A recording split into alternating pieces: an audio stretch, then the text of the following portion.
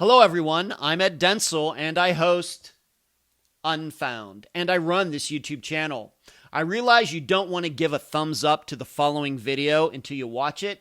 You know what? That's totally understandable. I can appreciate that. But what you can do right now is subscribe to this channel. The button is right there. Thanks. Unfound is a podcast that has now covered 264 disappearances over 328 episodes. It has an interview-based format and concentrates on the facts, not the theories. Today, and for the 12th time, I will take you back to the beginning, then right up to the present, as I cover recent updates on many of Unfound's cases. I'm Ed Densel, and this is Unfound.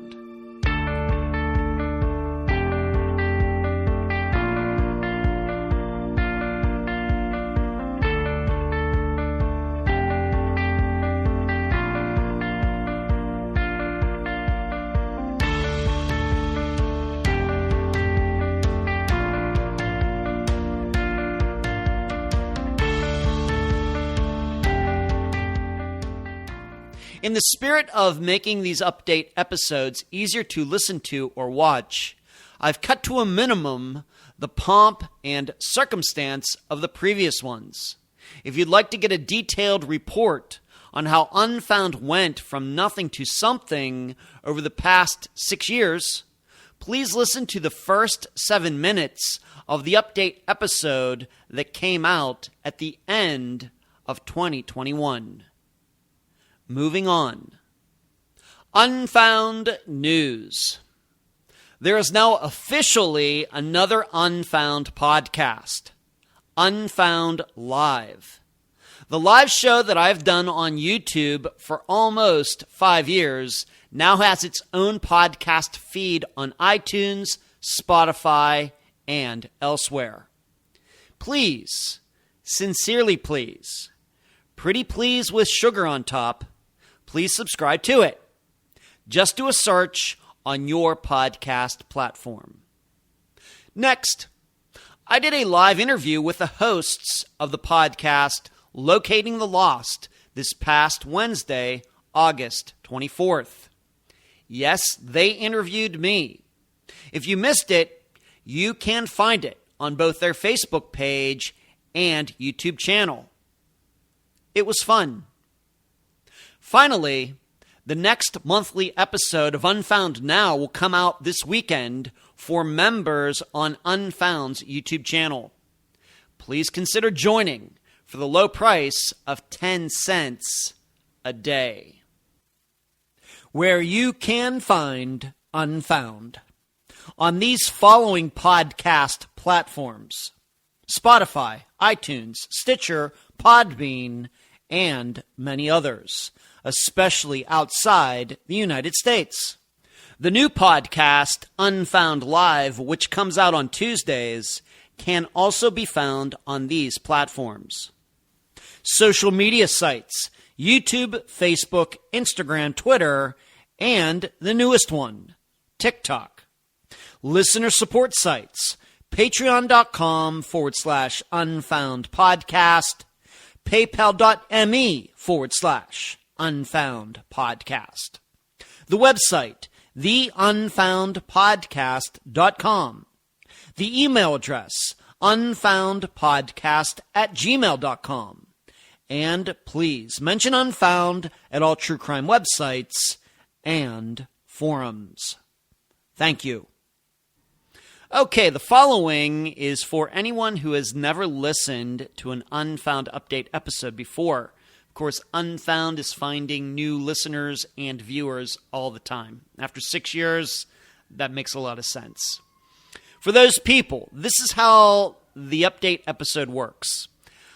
I go back through all now 264 disappearances, and I start to look around and find out if there have been any updates since the last update episode came out, which in this case would have been at the end of April.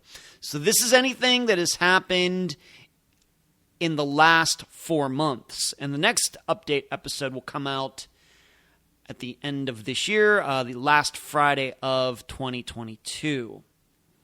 What I then do is I put together a file, just putting the missing person's name, and then I have a short rundown, the general facts of the disappearance. And in fact, for all of them, I just use the intro, for Unfound. We don't start with music at Unfound. The first thing you always hear is me talking about, in very general terms, the missing person, and then the music comes in.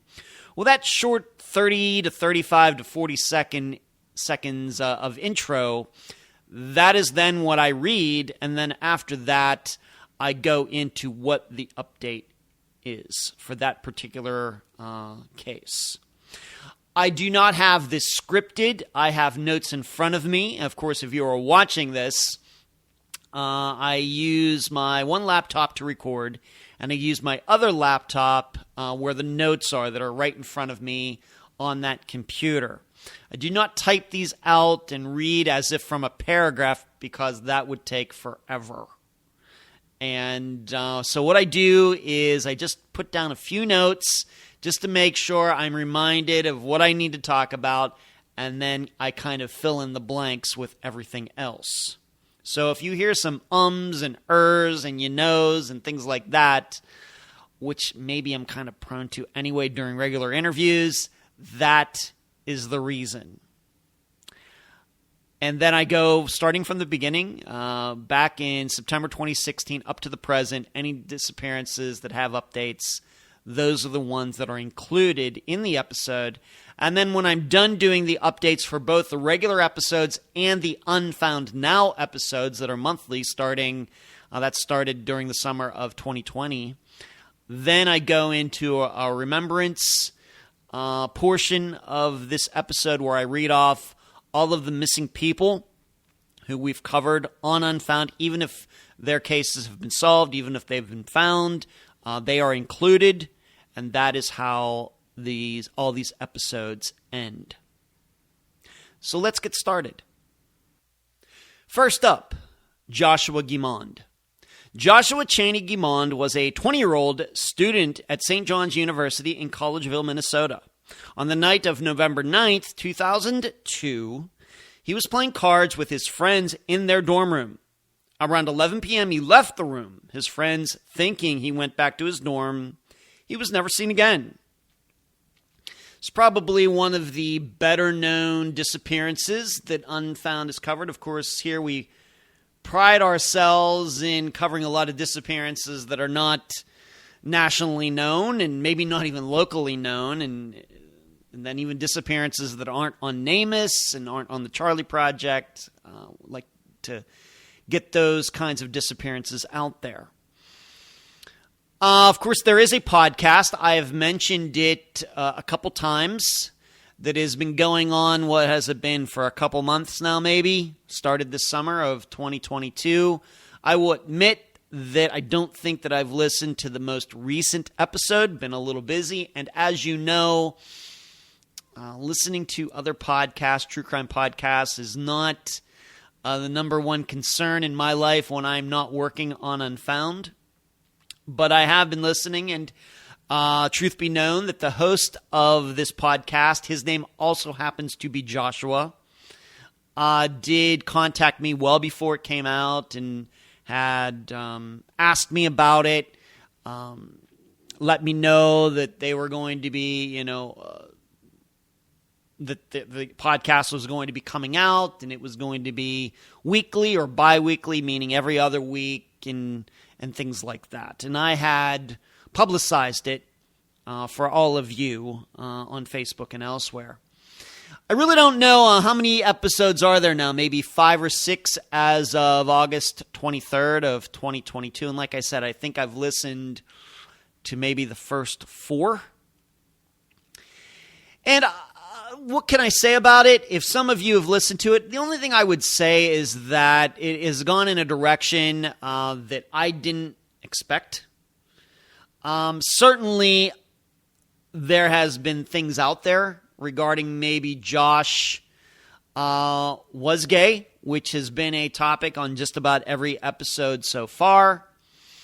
And the host, along with somebody else who is helping him with this podcast, they've been talking about information gotten from Josh's computer and how that night it seems somebody else was on Josh's computer playing music and things like that. I will tell you, it seems highly speculative to me. He talks about, this is not a criticism, it's Joshua, not Joshua Guimond's, but Joshua, the host's podcast.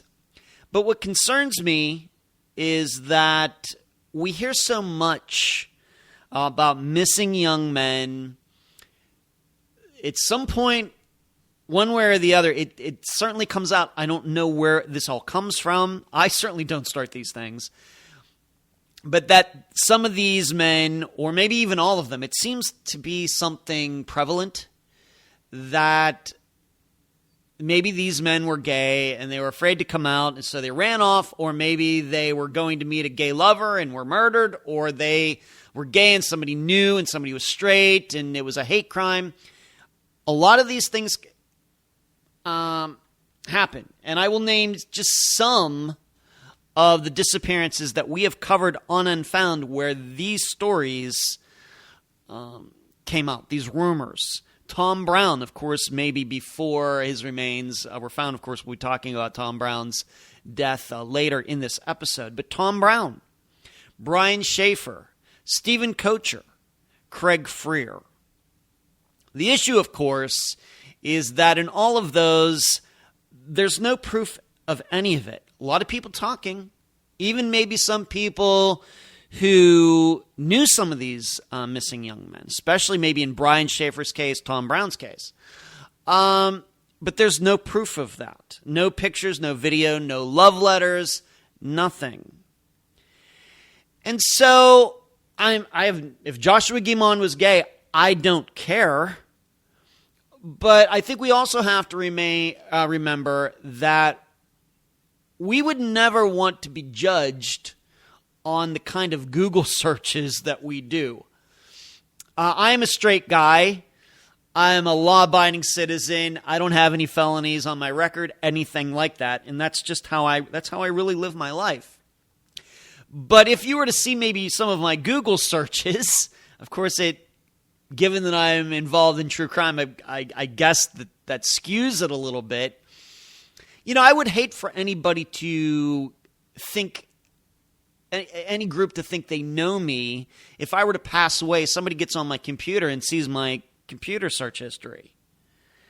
I don't think that is an accurate representation of who I am. It's just me, you know, of course we all do this. We're sitting around and, you know, just something kind of pops into our head. And it doesn't even have to be anything R-rated or X-rated or have to do with sexuality or anything else. But if I were to do a search on basket weaving, does that then mean that I'm interested in basket weaving?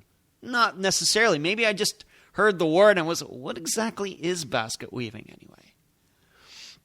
So when it comes to the angle that is being pushed in this podcast, it very well may be true. But I haven't heard of anybody yet, at least in the episodes that I've listened to, of anybody coming forward and say, yeah, I had a man coming forward and saying, yeah, I had a relationship with Joshua Guimond. Or some guy coming forward with emails that were like, let's just call them love letters between the two.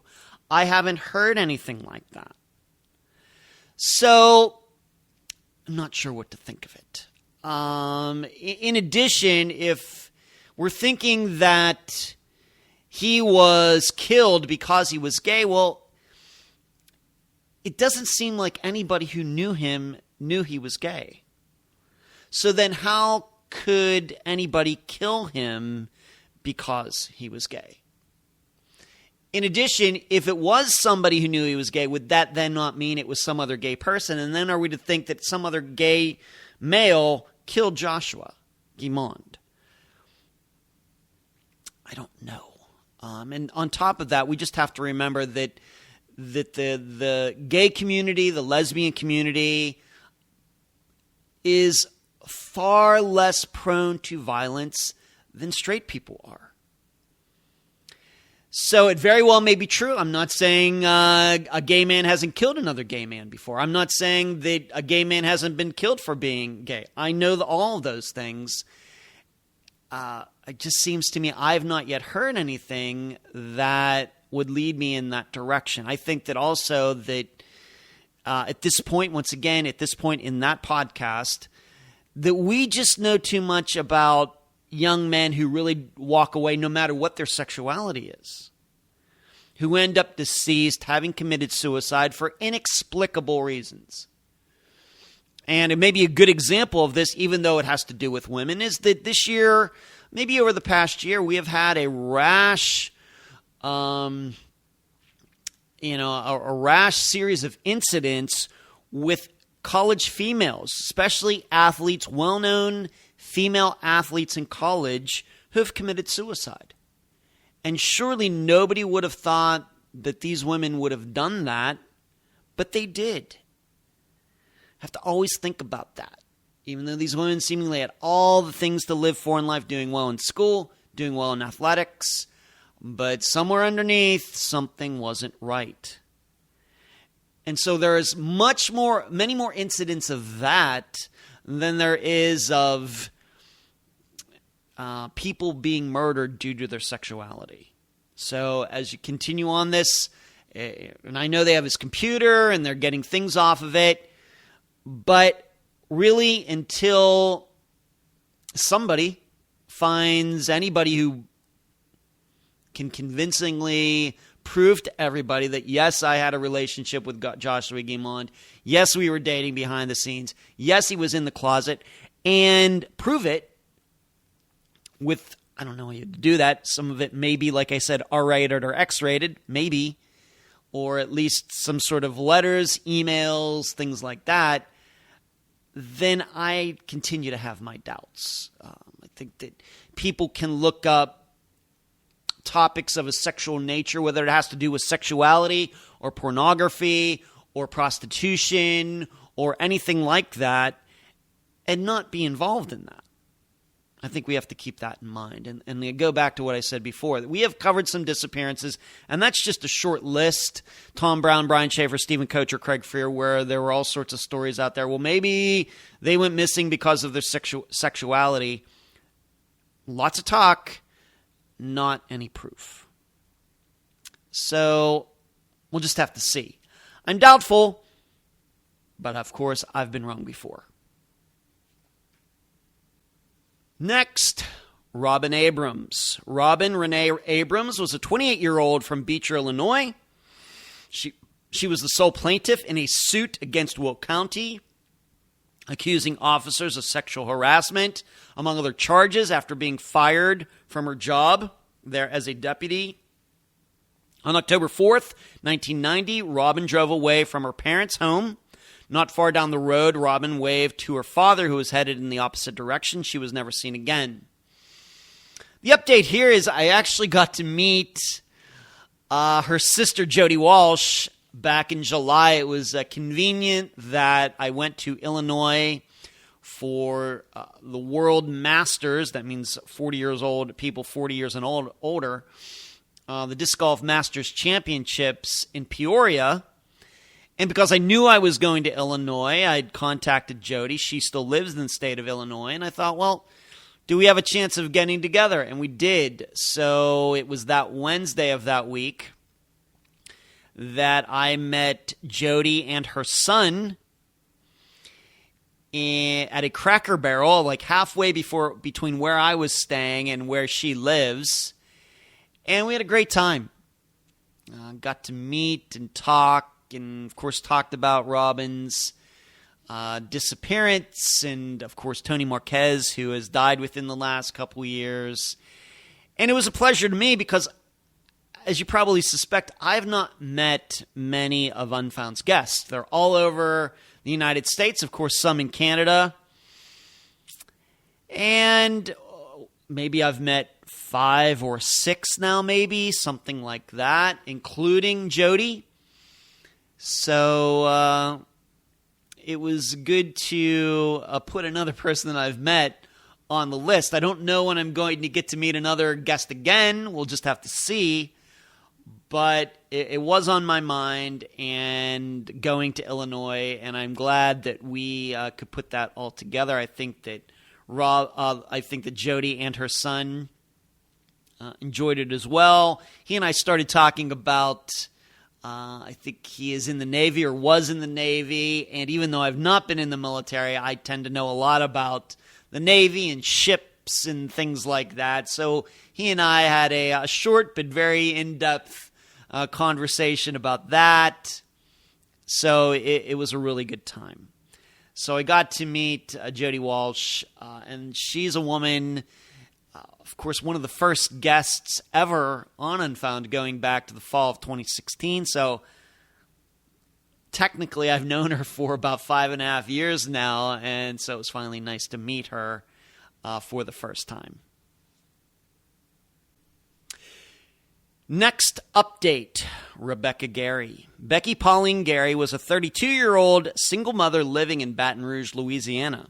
She liked making friends at local coffee shops and hobnobbing with the city's upper class.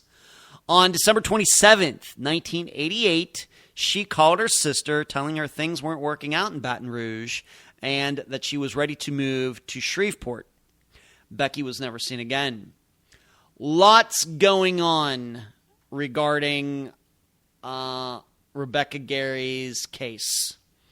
And this all is a combination of a couple things. First, there is a listener who voluntarily decided to take on Rebecca's disappearance.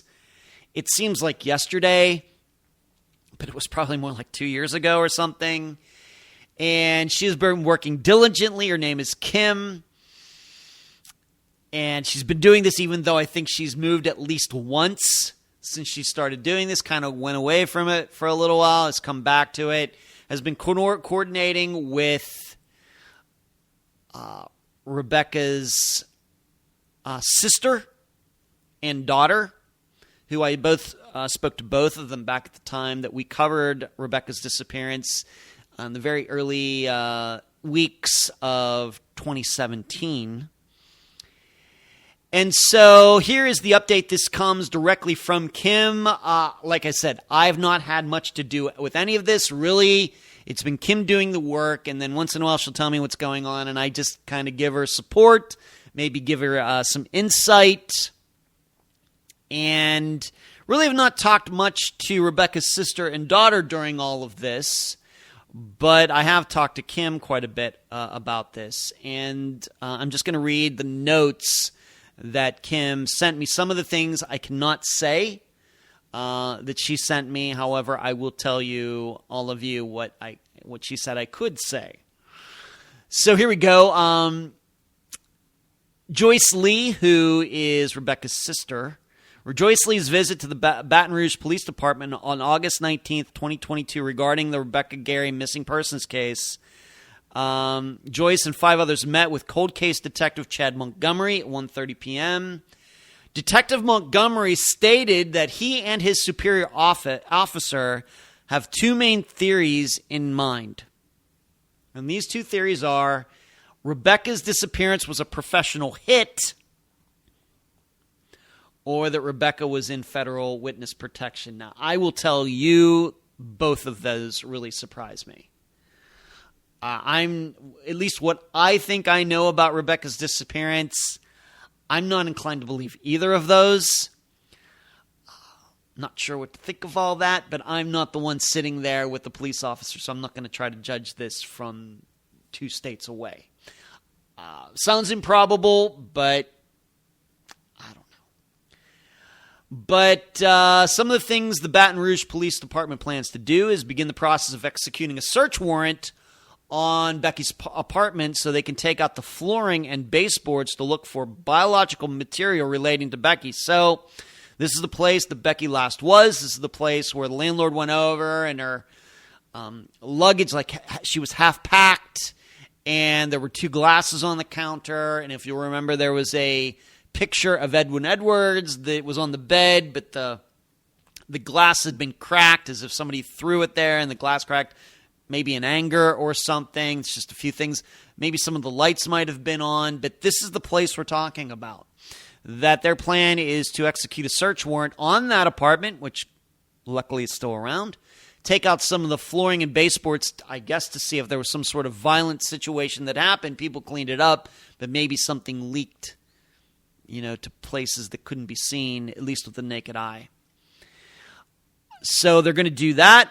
Begin the process of requesting DNA from Edwin Edwards' children so that it can be tested to verify if Jamie, Rebecca's daughter, is indeed Edwin Edwards' biological daughter. Edwin Edwards, former governor of Louisiana, that was a topic of conversation during the episode in 2017.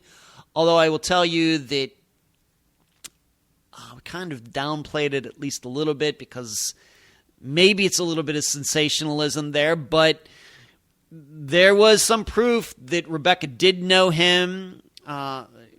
It's one of those, depends what your point of view is. Think from the family's point of view, Rebecca's point of view, that Edwin Edwards was, interested in Rebecca. But there has been news that had come out over the years. Maybe she was obsessed with him. Instead of her kind of stalking her or calling her and trying to get together with her, that she was actually going after him and he was trying to avoid her. Hard to say. But they're going to try to get the DNA from Edward's children so they can be tested.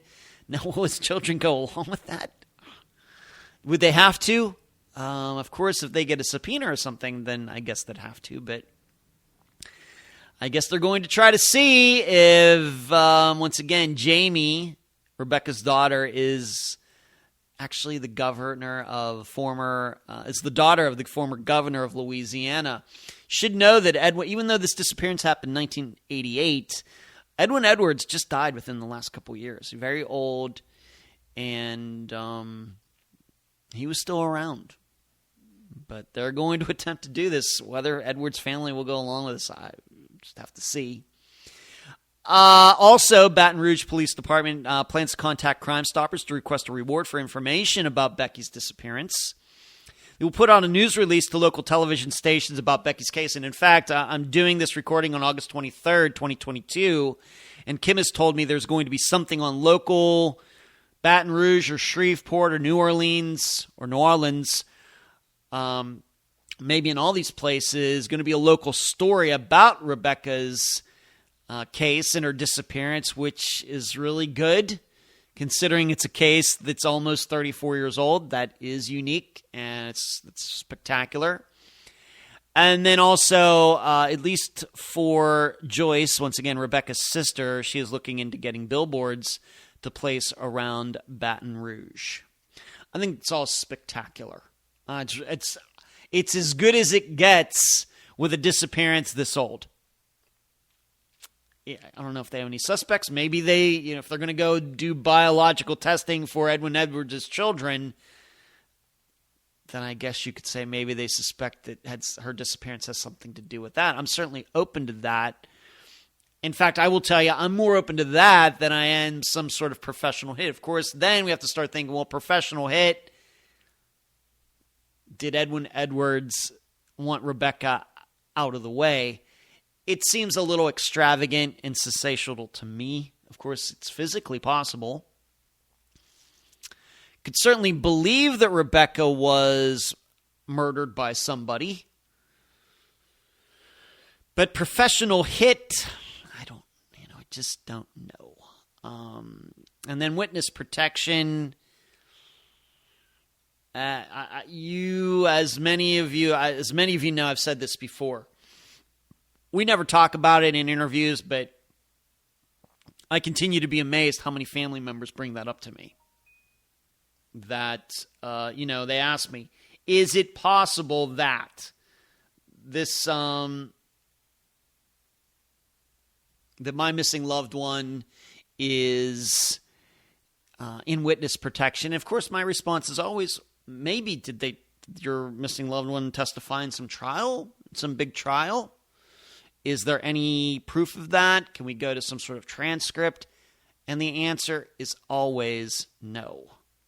So I don't know why Rebecca would be in witness protection. I've never heard anything that she knew anything about anything to testify about anything. So why the Baton Rouge Police Department thinks this? I would hope they know more about all of this than I do. And it's good they're going to be doing these things. But professional hit and witness protection seem to be the least likely of possibilities. Like I said, though, I'm open to the idea that she was murdered by somebody. But professional hit, I don't know. But who knows? Who knows who else she was befriending? Who knows who might have been coming over that day? We just don't know.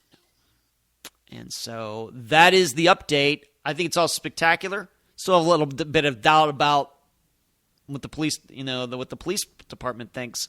But if they're going to be doing the things that have been told to me today, then I'm all for all of it. It's all excellent. Next update, Brandon Williams. Brandon Williams, host to his family, was a 33-year-old from Ephraim, Utah. He had lived in such wide-ranging places as the Hamptons and California. On May 17th, 2013, he got on a bus in Salt Lake City heading back to where he lived in Key West, Florida. On May 18th, he made a call to a friend saying he was in Nashville. He was never seen again. There really is no update regarding the investigation into Brandon's disappearance. Now, it is now over 9 years old. But I just wanted to tell all of you that Stormy, his sister, who was the guest, once again, way back in 2017, is doing well. Many of you know that a few years ago, she had some seizures. She got some x-rays and MRIs done. And it turned out that she had brain cancer. And it was very serious. Just came out of nowhere. She was fine. Then all of a sudden she was collapsing. And my guess is she had not gotten the care that she needed very quickly, she would not be with us now. But she had operations done. She has recovered. And she has been I'm not talking out of school here. She has posted on her Facebook page for everybody to see. That she had another operation done a few months ago, and then she had a checkup here recently, and it seems things are going as smoothly as they can. This is probably going to be something. Of course, some people have cancer of all types. They get it cut out or irradiated, chemotherapy, and it never comes back. My brother Brian is one of those people who had cancer like 10 years ago, and it has not come back. In fact, I got to say, he's just going to be turning 70. He's probably way healthier now than he was 10 years ago in many respects. But it's probably going to be something for Stormy that is really going to be a lifelong thing. And I, of course, hope she lives to be 150, but my guess is this is something that's going to have to be watched over, maintained for forever. It doesn't sound to me like this is a situation where you're irradiated or chemo and then it goes away permanently. This is something that's maybe going to come back every once in a while, and she'll have to take care of it. So she'll have to stay up on it. But she's doing well, I think, as can be. I've not spoken to her recently, but she knows I'm rooting for her. And Stormy has been through so much since she was on the podcast in 2017. Of course, she lost her mother. When was it? In 2021. And then, like I said, I think it was maybe 2019. This was before COVID. In 2019, she had these seizures that had been brought on by brain cancer. So we're all pulling for you, Stormy, and we're hoping the best for you. Next, Craig Freer. Craig Freer was a 17-year-old from Glenville, New York. He was the captain of his soccer team and an all-around popular guy. On June 27th, 2004, although he should have been at work, he was at a friend's house. After getting caught in this lie, Craig said he was coming home. he was never seen again. I'm really bringing this up because this was a disappearance that I decided to revisit this summer. You know, once in a while we do that. We've done one on Rob and Abrams. A year ago we did Tom Brown's. We revisited that disappearance. Did Ashley Kohler's at the end of last year. Once in a while, it very well may be I just think it's time, or that maybe there's no guest lined up for that week. That's always possible. But this was kind of planned. Actually, as far as guests for Unfound is going, I mean, I've been talking to a lot of people this summer. But I thought it was a good time. Also, a factor was that I was going to Illinois, and that was going to cut down on my work time. And putting together one of these revisited episodes is easier than putting a regular episode together. But I thought it was time. Craig Freer's disappearance has been talked about a lot since we covered it in 2017. And so I thought it was a good time to revisit it. To a whole new batch of listeners who might not have been around when we first covered it in 2017 when his mother was the guest. The issue continues to be that who is that girl? Now, what's puzzling to me is I know that there are people who have listened to both the original episode and the revisited episode who knew Craig. People in the Scotia, New York area, people in the Glenville, New York area who went to high school with him or worked with him, played sports with him, something. And still not one of them has emailed me or contacted me or any of my assistants or posted something in the group or on the Facebook page. Nothing. Nobody's called me. Nothing. Because the call out I'm calling out to everybody. I'd like to know who this girl was in 2004 who was with Craig. She's now 18 years older. Let's just say he was 17 at the time. Let's say she was 16 or 17. She's now in her mid-30s. Whoever you are, love to talk to you. Off the record. Nobody, I mean, I have to tell probably the listeners, the audience, that we've talked. But if you want to remain anonymous, you can. But it's been 18 years now. Is it not time to come forward? I know that there are a lot of, if you're listening to this, whoever you are, young lady, I realize there are a lot of podcasts out there that are trash, that are sensational. The hosts are not worth listening to or worth talking to. I would like to think that I am worth talking to, that I can be helpful, that I'm discreet. I got a lot of secrets bouncing around up in my brain from doing this podcast for the last 6 years. I can certainly keep your secrets, but from an aspect of trying to move this disappearance forward, come on, let's talk. You can email me at unfoundpodcast@gmail.com. Of course, I'm going to need some proof at least that you are who you say you are.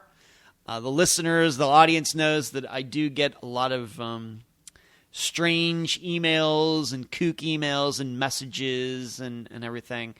If you are that woman who was a girl at the time who was with Craig in that apartment when he got the call from his mother, let's talk. Let's talk. There's no judgment here or anything. I just would like to know what you experienced that day, what you saw, what you heard, what you experienced with Craig and him getting that call and where he said he was going and what he was doing. That's all I'm looking for. Consider it, please. Next update, Crystal Morrison. Crystal Dawn Morrison was a 31-year-old living in Concord, North Carolina. She was the mother of one and had an introverted but friendly personality. On August 23rd, 2012, she was dropped off at work by her boyfriend, Matt. An hour later, she felt sick and called a family friend to pick her up. When he arrived, Crystal wasn't there. She was never seen again. Of course, people who really follow Unfound know that Crystal Morrison's disappearance has been solved. Her remains were found in, 2019 or 20, I think it was 2019, before COVID, and has been determined she walked away from her job on her own by choice, and she had succumbed to the elements. I think a lot of factors coming together. Her being sick, her being underweight, it being like 100 degrees that day, and she probably died of heat stroke. The reason she wasn't found is because where she was found was on private property, and at the time, in 2012, that owner of that land would not allow anybody on that land. And then, like I said, about 2019,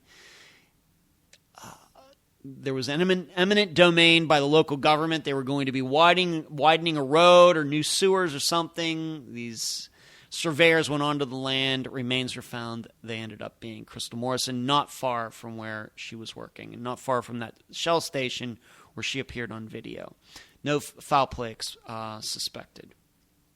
Now, the update, though, is very sad that her sister, Michelle, who was the guest for that episode, her husband died just maybe 6 weeks ago, something like that, of course, this summer, since the last update episode.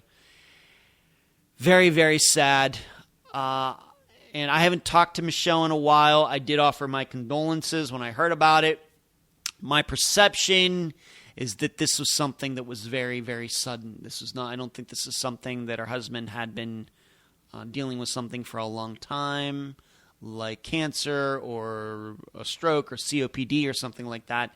My idea, the way she's posted about it, I don't think she specifically said what happened, but it seems like it was very sudden. Of course, caught my attention because her husband was the same age I am now, which is 52.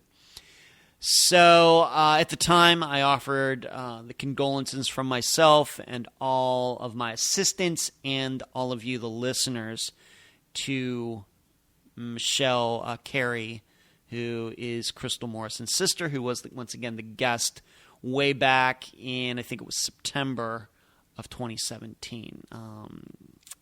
Still offering you sympathies out there. Michelle, please take care. Next update, Marina Bolter.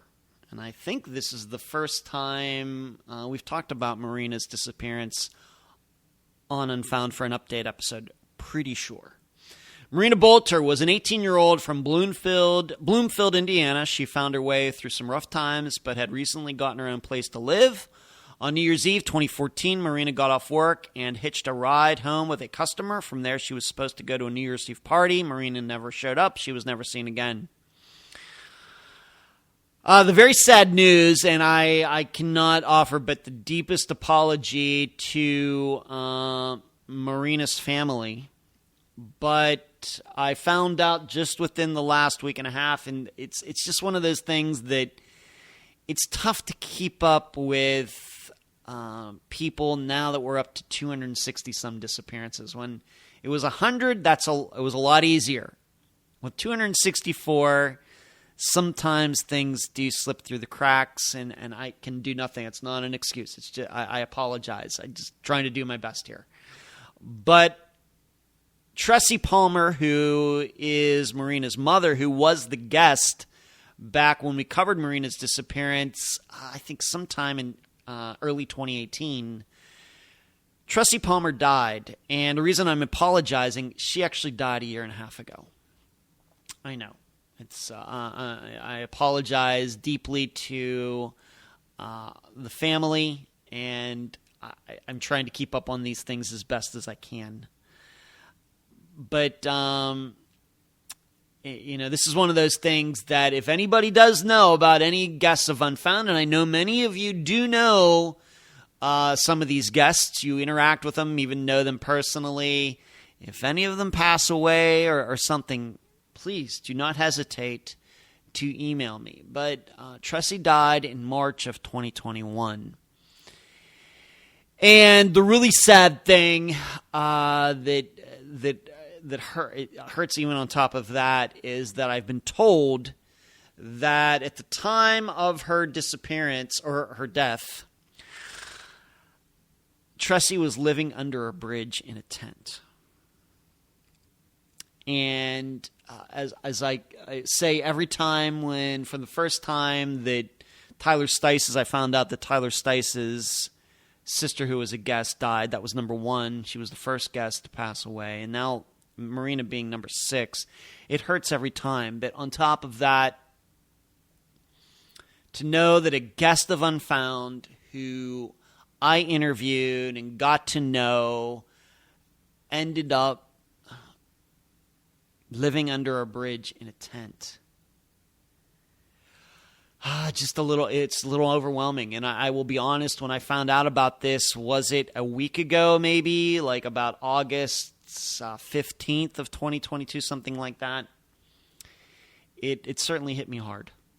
Everyone does, but this one, when you find out, I'm finding out a year and a half later, and those were the conditions that she was living in before she died. Bad. I just think, I should have, did she have a phone? I don't even know. I went back and looked at her Facebook page. She had not posted on her Facebook page for a while. I don't even know if did she have a computer? Did she have a phone? I don't even know. I have a phone number for her. Did she even have her phone anymore? I don't even know. So, how could I have helped her? I don't know. But,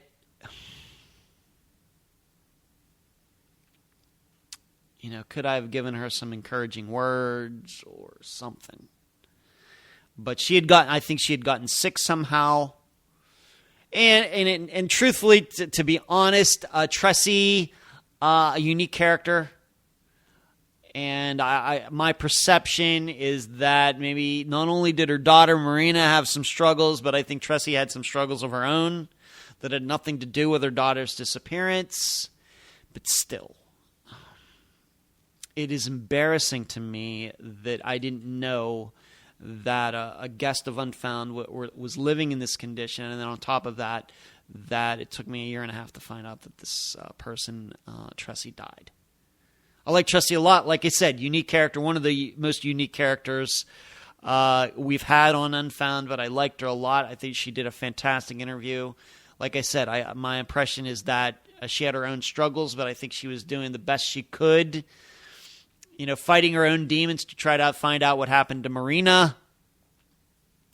And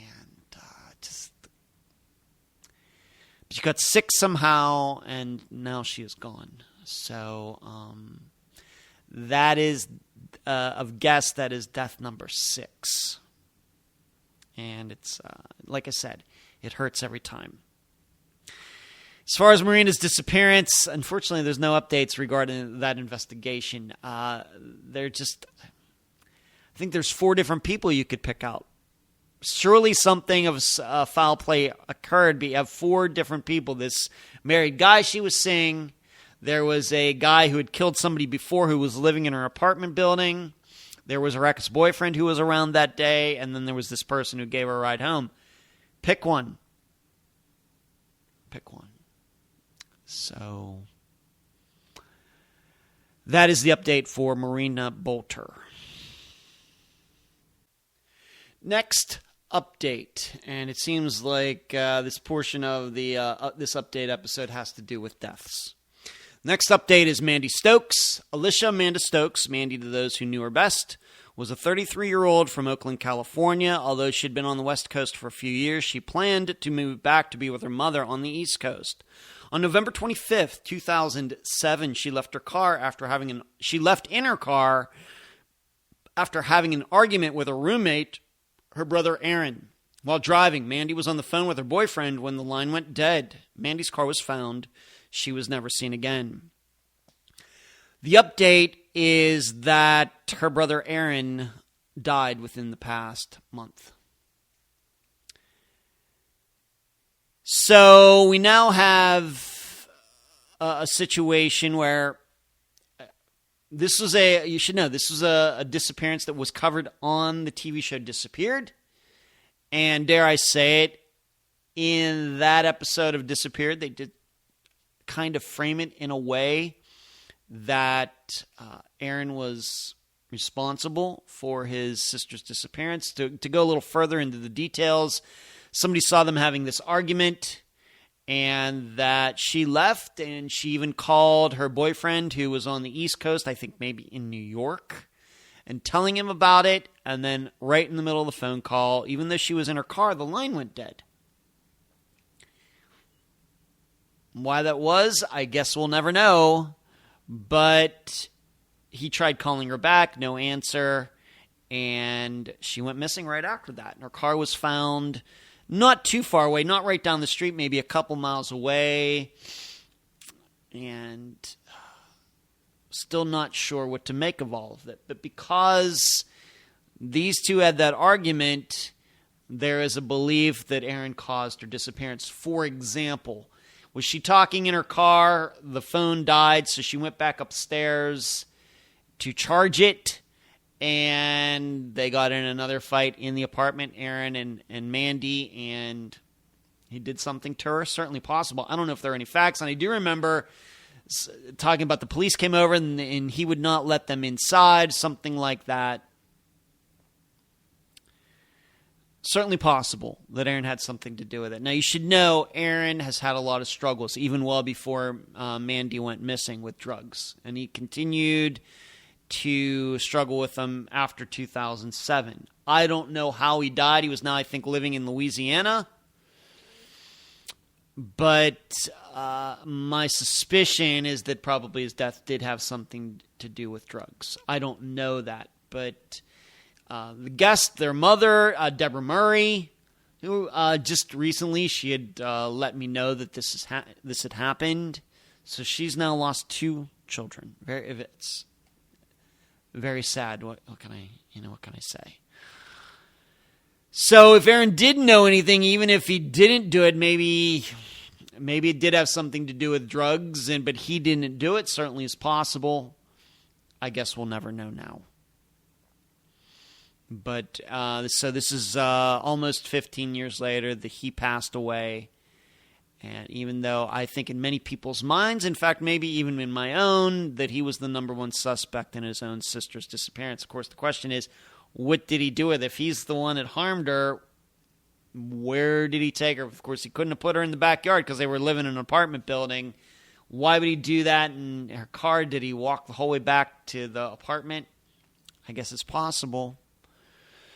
Unfortunately, given Mandy and some of the choices she was making at the time, it's also very possible that she drove off and parked her car there and walked away just because of some of the things that she was going through. So, just don't know. But Aaron was suspect number 1, and now he has passed away. That's the update. Okay, next update, Donald Irwin. In fact, I think this is the first time we've ever mentioned Donald Irwin on an update episode. Donald Lee Irwin was a 59-year-old from Camdenton, Missouri. He was a Navy vet and loved to tinker with electronics and machines. On December 29th, 2013, he got up early as he usually did and headed down to the local store to pick up some cigarettes. He was never seen again. Now, I should add in there that he and his vehicle are missing. This is one of those very few that we still have on for Unfound where the car is missing as well. Some of those other, of course, would be Audrey Herron, Lola Catherine Fry, Jeff Joseph, Harry Milligan. That might be all of them. Did I just do that off the top of my head? That's pretty good. I think that there are at least those 5. Maybe there are 1 or 2 more, but those at least are 5 disappearances that we've covered that are still unsolved. The cars are missing as well. So with Donald's, his is one of those. Now, the reason there is an update out of nowhere is that just a few weeks ago, I got a message. I'm not going to give the guy's name. I will tell you what I told him. But this was on, it seems, we got back in the end of July of 2022. I've never gotten a message from this guy before. I don't know who he is. So he just may be totally making all of this up. I don't know. Because, like I said, I get a lot of unique messages. But I'm just going to read what he sent me. And then I will tell you my response, and then I'll give you a little more in depth about how I respond the way I do to this type of information. He wrote me and said, "Hey man, I was doing some research on Donald Irwin, completely random. Anyway, saw people mention peculiar activity with his wife after he disappeared. I haven't listened to the podcast yet, but found some interesting shell company LLCs with so many red flags suggesting money laundering linked to property Rhonda had deeded or has deeded to her in Oklahoma. It's a lot of information. If you're not familiar with LLCs, how they're used to hide stuff, etc., it can look very legit to the normal person. The big thing that stood out is that the acquisition date of said property was unknown. Not long ago, it said to be sold for like $900,000, but 2 years later, it's valued at only $219,000. If what I saw is correct, the property is deeded to her, so she's the one who would benefit from it. The LLC can be made to hide her. He didn't finish that sentence. It may sound crazy, but I could lay it out and show you, but you may know about it already. Who knows? Actually, I didn't. My thoughts went to what kind of scams was she pulling? How does it link together? Because obviously she benefited from illegal income between 2013 and 2018. Insurance payments wouldn't be illegal.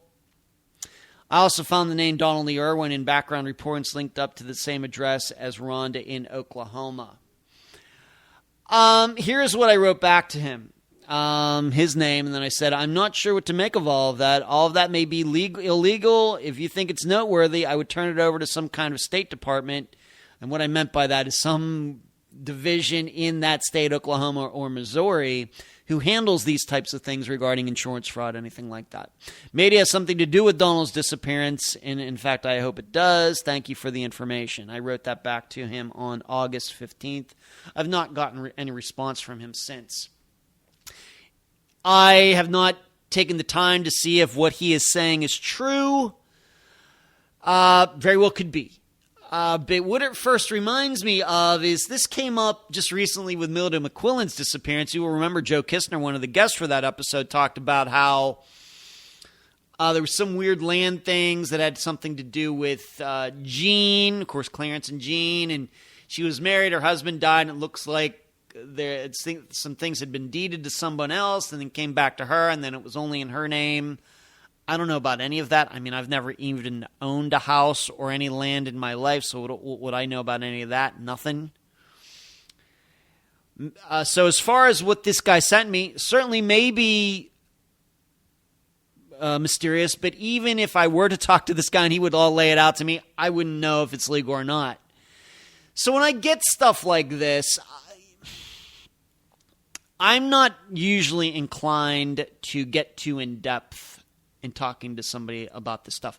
I'm not saying they're not telling the truth. I don't know. But even if they're going to tell it to me, I really don't know what to make of it anyway, because I don't know anything about real estate. So that's why I told him, if you think it's something, go run with it. I just don't know what I'm going to do with it, because I don't know, I really don't understand it. So, my knee-jerk reaction is that it has nothing to do with Donald's disappearance, but it very well may be. He got offed for some insurance money, and there was some sort of money laundering. Not crazy. It's certainly physically possible, but, Donald and his vehicle go missing. Maybe this is one of those ones that Adventures with Purpose needs to look into. I do remember, in thinking back at the disappearance, there was a phone ping near some house. I seem to remember that. But I was really, to the guy who sent me this information, I'm really not trying to blow you off, but, sometimes I get messages like, man, I got a lot to say about this disappearance. Call me, and the person will leave me the number. And you should know, I just don't call people who give me their phone numbers, especially considering that how many messages that I get they're just not believable. So what I usually do in those situations is I say, you tell me what you think you know. You type it out in this email right here. I will read it. And if I think it's worthy to talk about, I'll let you know. And I will tell you most of the time, it's either one of two things. Either the person does not respond at all, or what they write me is just some theory that could be true just as 100 other theories. And so I'm just not really interested in talking about that. So maybe there's something here what this guy wrote to me. It sounds more to me like she was maneuvering because maybe she and Donald had names on land and she wanted to do something with it, but without his signature, it was impossible. And so there had to be some legal hoops that she needed to jump through. Certainly possible, which is what it sounds like to me with Milton McQuillan's situation, not with her, but with Jean and her having some land that was both in her and her ex-husband's or deceased husband's name, and she had to do some things to get 100% control or ownership of it. So I'm hoping that this person who wrote me regarding Donald Irwin's disappearance does take it to Missouri or Oklahoma to see what somebody there makes of it, and I'd certainly like to hear back from him after he does that. Okay, next update, and this is a long one. Zoe Gabrielle Campos was an 18-year-old from Lubbock, Texas. She was close to her family and loved to work on cars. On the night of November 17th, 2013, Zoe was at home with her sister and a friend. After they went to bed, Zoe seemingly left to meet a guy who was introduced to her earlier that day. She was never seen again. Now, all of you know pretty much by now, of course, there are a lot of new viewers and listeners of this podcast, but most of you know that Carlos Rodriguez was a suspect back in 2013, but nothing really happened. And then in November of 2018, almost exactly 5 years later, he got in some trouble, and while he was getting in trouble for what he did then, he confessed to murdering Zoe. Police went over to her house. They found an area in the backyard of Rodriguez's house, dug it up, found Zoe's remains. And like I said, Carlos did confess to all of this, and I think over the past couple years, it's come out that he tried to say it was self-defense, and they were doing something, and she had lost her mind, and he had to fight her off. A whole bunch of different stories. And he wanted to go to trial, but that was delayed seemingly due to COVID, although I don't know if that was all of the reason.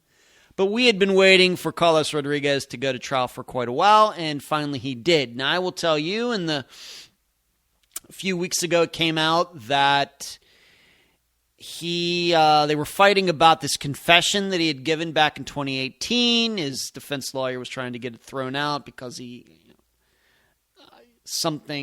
Mirandized, and did he ask for a lawyer? The usual stuff. And eventually the judge decided if there's going to be a trial, his confession will be admitted. The jury will get to hear that. Now, I will tell you, knowing about this confession for quite a while, I've thought that, he has to take a plea of some type. Surely he's not going to go in where anything could be on the table, the death penalty, given that it's Texas. Surely he's not going to do that. And it turned out that I was right, that when they ended up starting jury selection, which would have been on August 15th, he decided to plead guilty to murdering Zoe. And all a jury had to do was determine his sentence. And the jury came back very quickly in determining that Carlos Rodriguez would be spending a life, I think, without parole in prison in Texas, which I think, of course, if we could bring Zoe back, that would be best. This is, of course, next best. Now, very fortunately, a listener who I've gotten to know well, I've actually met. Her name is Paula. I actually met her in 2019 when I went to Amarillo when there was the get-together for Tom Brown's death. If you remember that, when I went out there, it's over 3 years ago. I don't know where the time goes. Back when I had a lot shorter hair. And I got to meet Paula. In fact, she bought me dinner while I was out there at this event that was held, and I still thank you for that, Paula. But Paula has taken a deep interest in Zoe's murder, and she actually went to the courthouse and was sending me notes, sending me messages, giving me updates as to everything that was going on. And so here is some of what she sent to me over that time. And I will say in general, before I get into this, is that I think we're just going to have to be satisfied with the idea there are just going to be things about Zoe's murder that we're never going to know. There are just things that didn't come out in the proceedings. The prosecution did get to present a lot of its case in the jury in the sentencing phase of why, of course, the jury should pick the maximum penalty possible, if not maybe death was off the table, being that there was some sort of plea. But they did get to present quite a few facts that were discovered. And then, of course, on top, Carlos's confession, but still there are things that we aren't going to know and we may never know, and I will get to those after I read some of this.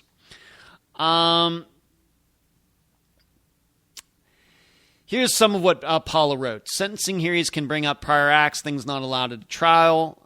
So his felony stalking will be brought to light to the jury. So what Paula is saying there is that it turns out that Carlos did have a bit of history with women. There was, I think, somewhere in here he found out something having to do with Carlos had a child by another woman before this, and this woman had accused him of stalking her, and so I think that's maybe what they're talking about there. So it seems that this guy did have a history. Of course, the issue that I always bring up in these types of situations, well, then what made Zoe's situation different than these other women's? Why are all these other women still around? Why didn't he murder any of them? And why was Zoe murdered? This is one of those things I don't think we're ever going to know. And this is what makes these kinds of the man said disappearances, which Zoe was one of those until her remains were found. This is what makes these so tough, because you have a lot of men who have dated a lot of women or have been married a few times, and all these ex-girlfriends and ex-wives are alive, and then one wife or girlfriend goes missing. And you start thinking, well, what was the difference?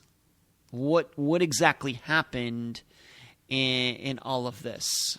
So this is still, I think, an issue with Zoe, with Carlos Rodriguez in relation to Zoe being murdered.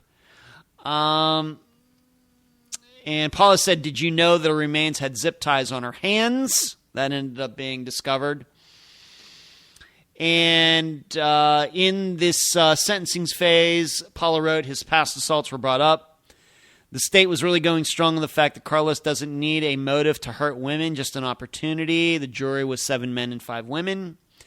The men showed more reaction to the horrific acts of violence. The men also looked at Carlos more than the women did. His attorney is trying to give Carlos credit for solving the case and concentrating on the mistakes law enforcement made. And I think what the defense means is, well, he really helped you out by confessing, didn't he? That should be, that should be considered in this sentencing phase.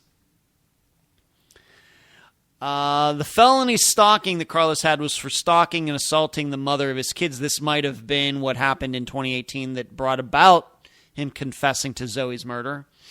Carlos choked her, the mother of his kids. Not sure how she got away. The first time Carlos buried Zoe, he didn't bury her deep enough, and his dog kept bothering the spot.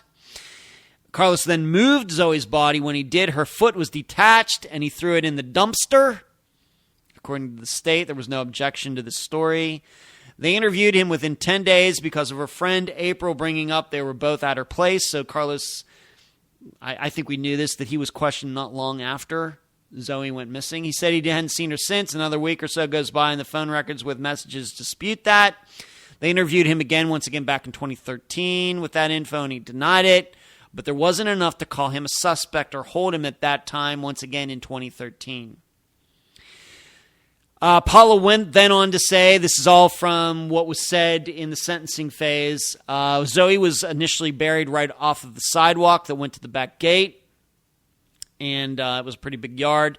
His first grave was only 18 inches deep. That's why the dog started digging, and then Carlos moved Zoe's remains to a grave that was 3.5 feet deep.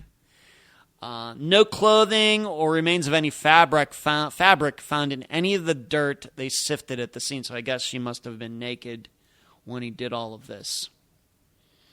And then Paula says a couple things that I really wanted answers to but didn't get. When he moved her body, her hands remained in the first grave. So how much time between the two? Who was living in the house and when did they move out? I'm just kind of, she sent me all these paragraphs. I'm trying to hit the high points here. And Paula said that she did speak briefly to Zoe's cousin about moving her. Zoe's hands were actually left in the first grave.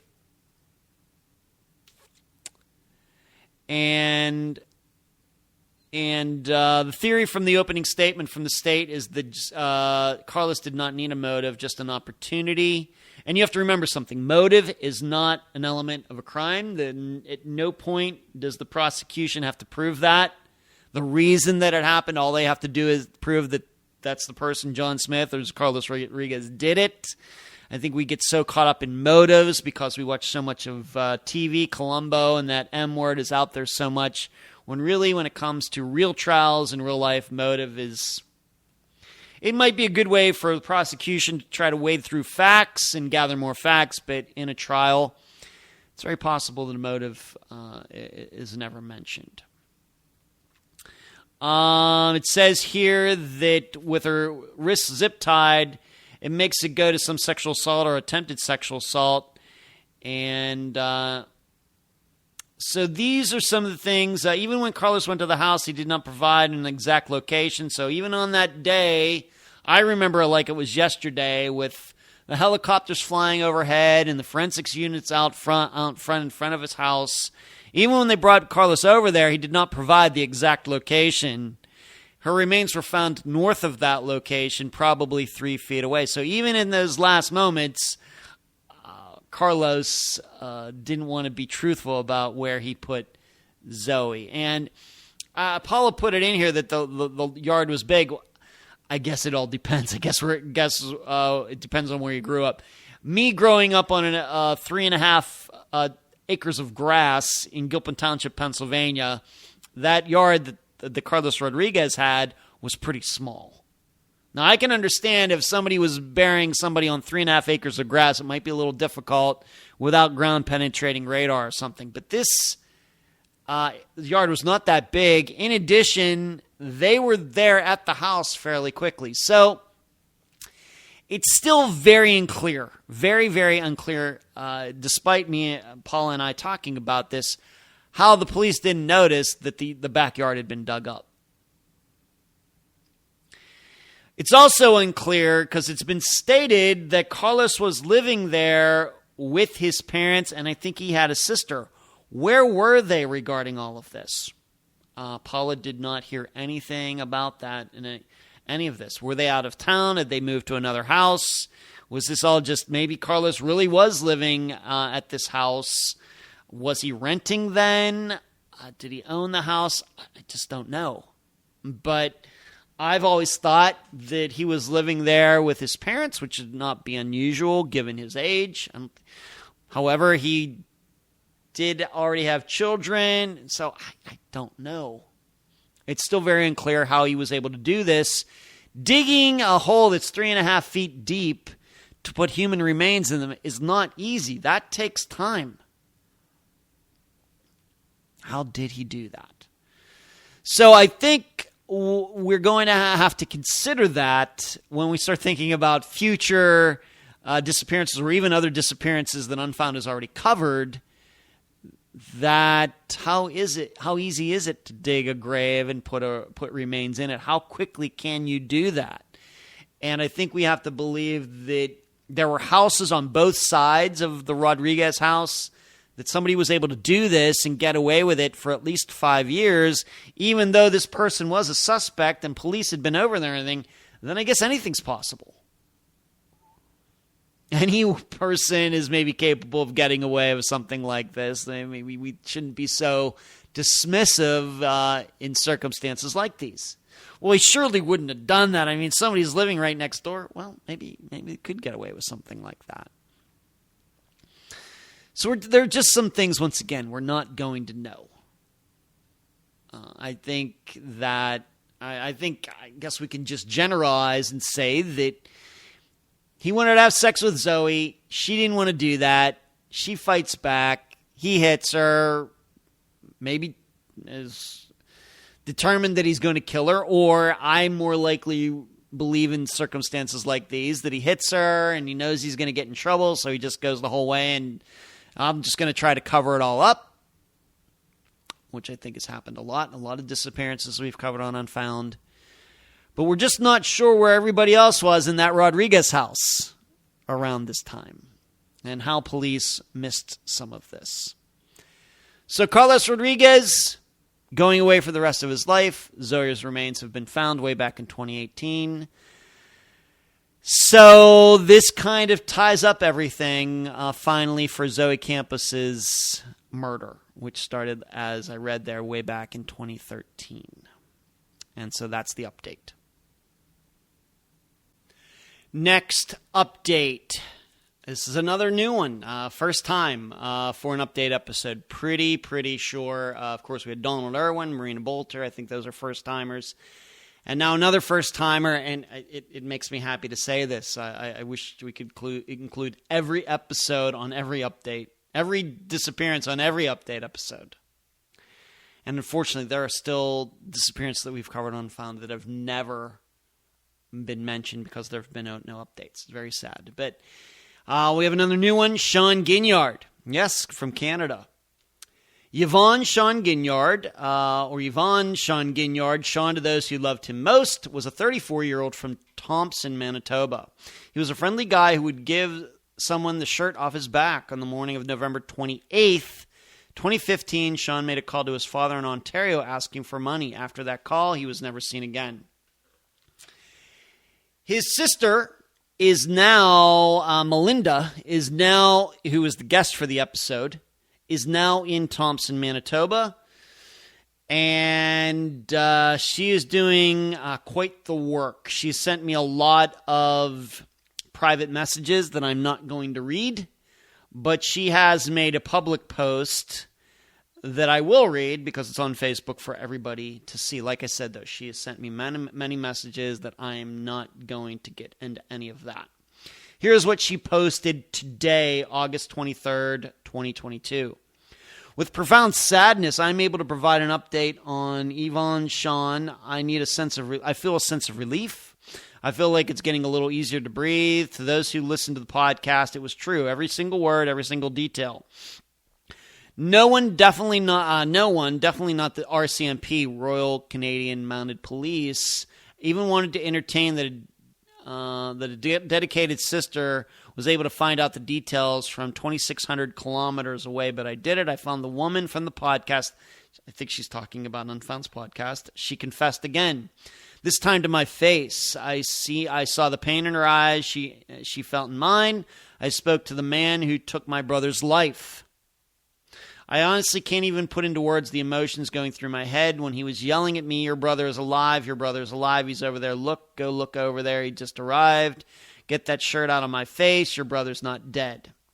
Anything to make me flinch, to make me back down, to make me run away. I did not run, I don't look in any direction besides right at this man. He wanted to hit me, I wanted to hit him, he finally walked away. RCMP are coming for you now, boy, both of you. So she went out there, and Melinda always believed that her brother had been murdered. And Thompson, Manitoba, even though I think we generally get the idea that Canada is this safe place and certainly has lower crime figures than the United States does, but Thompson, Manitoba is not for the weak of heart. And rough place. And in fact, the episode was titled The Most Dangerous Place. at least in Canada. And the sisters always believed that Sean was murdered. She refers to him by his real first name, Yvon, whereas I think for the episode we called him Sean. So she thinks that she has tracked down these two people that she talked about in the episode, people she believed that harmed Sean, was able to track them down there and talk to them. The only thing I will tell you, I told her, and all this thing that she was sending me, as I told her, just be careful out there. Now, what do I think about all of this? You have to remember, I think probably after almost 6 years, we're doing the update episode, 6-year anniversary episode next week, next Friday, September 2nd, that you know me to be quite the cynic when it comes to things that people say about what they saw and whether they did this and whether they did that. And we have so many stories over the past 6 years of people saying they know things, and none of this ever goes anywhere. Of course, we have some inmate, some prisoner saying, "Oh yeah, I heard something in the jail yard claiming that this guy made John Doe disappear." And you know what I think about all of that. I think all of it's crap. In addition, my issue is that generally, people do not confess to murdering people. Just because. Yes, maybe going back to Carlos Rodriguez, he did, but I think those are totally different circumstances. He was already a suspect. They had gone to his house once. Of course, they failed to find Zoe the first time around.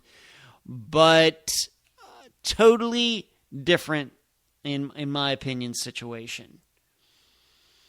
Where he's in the custody of police. They are putting pressure on him. Whereas in this situation, Melinda's just showing up out of nowhere, tracking these people down who are free people living there in Thompson, Manitoba.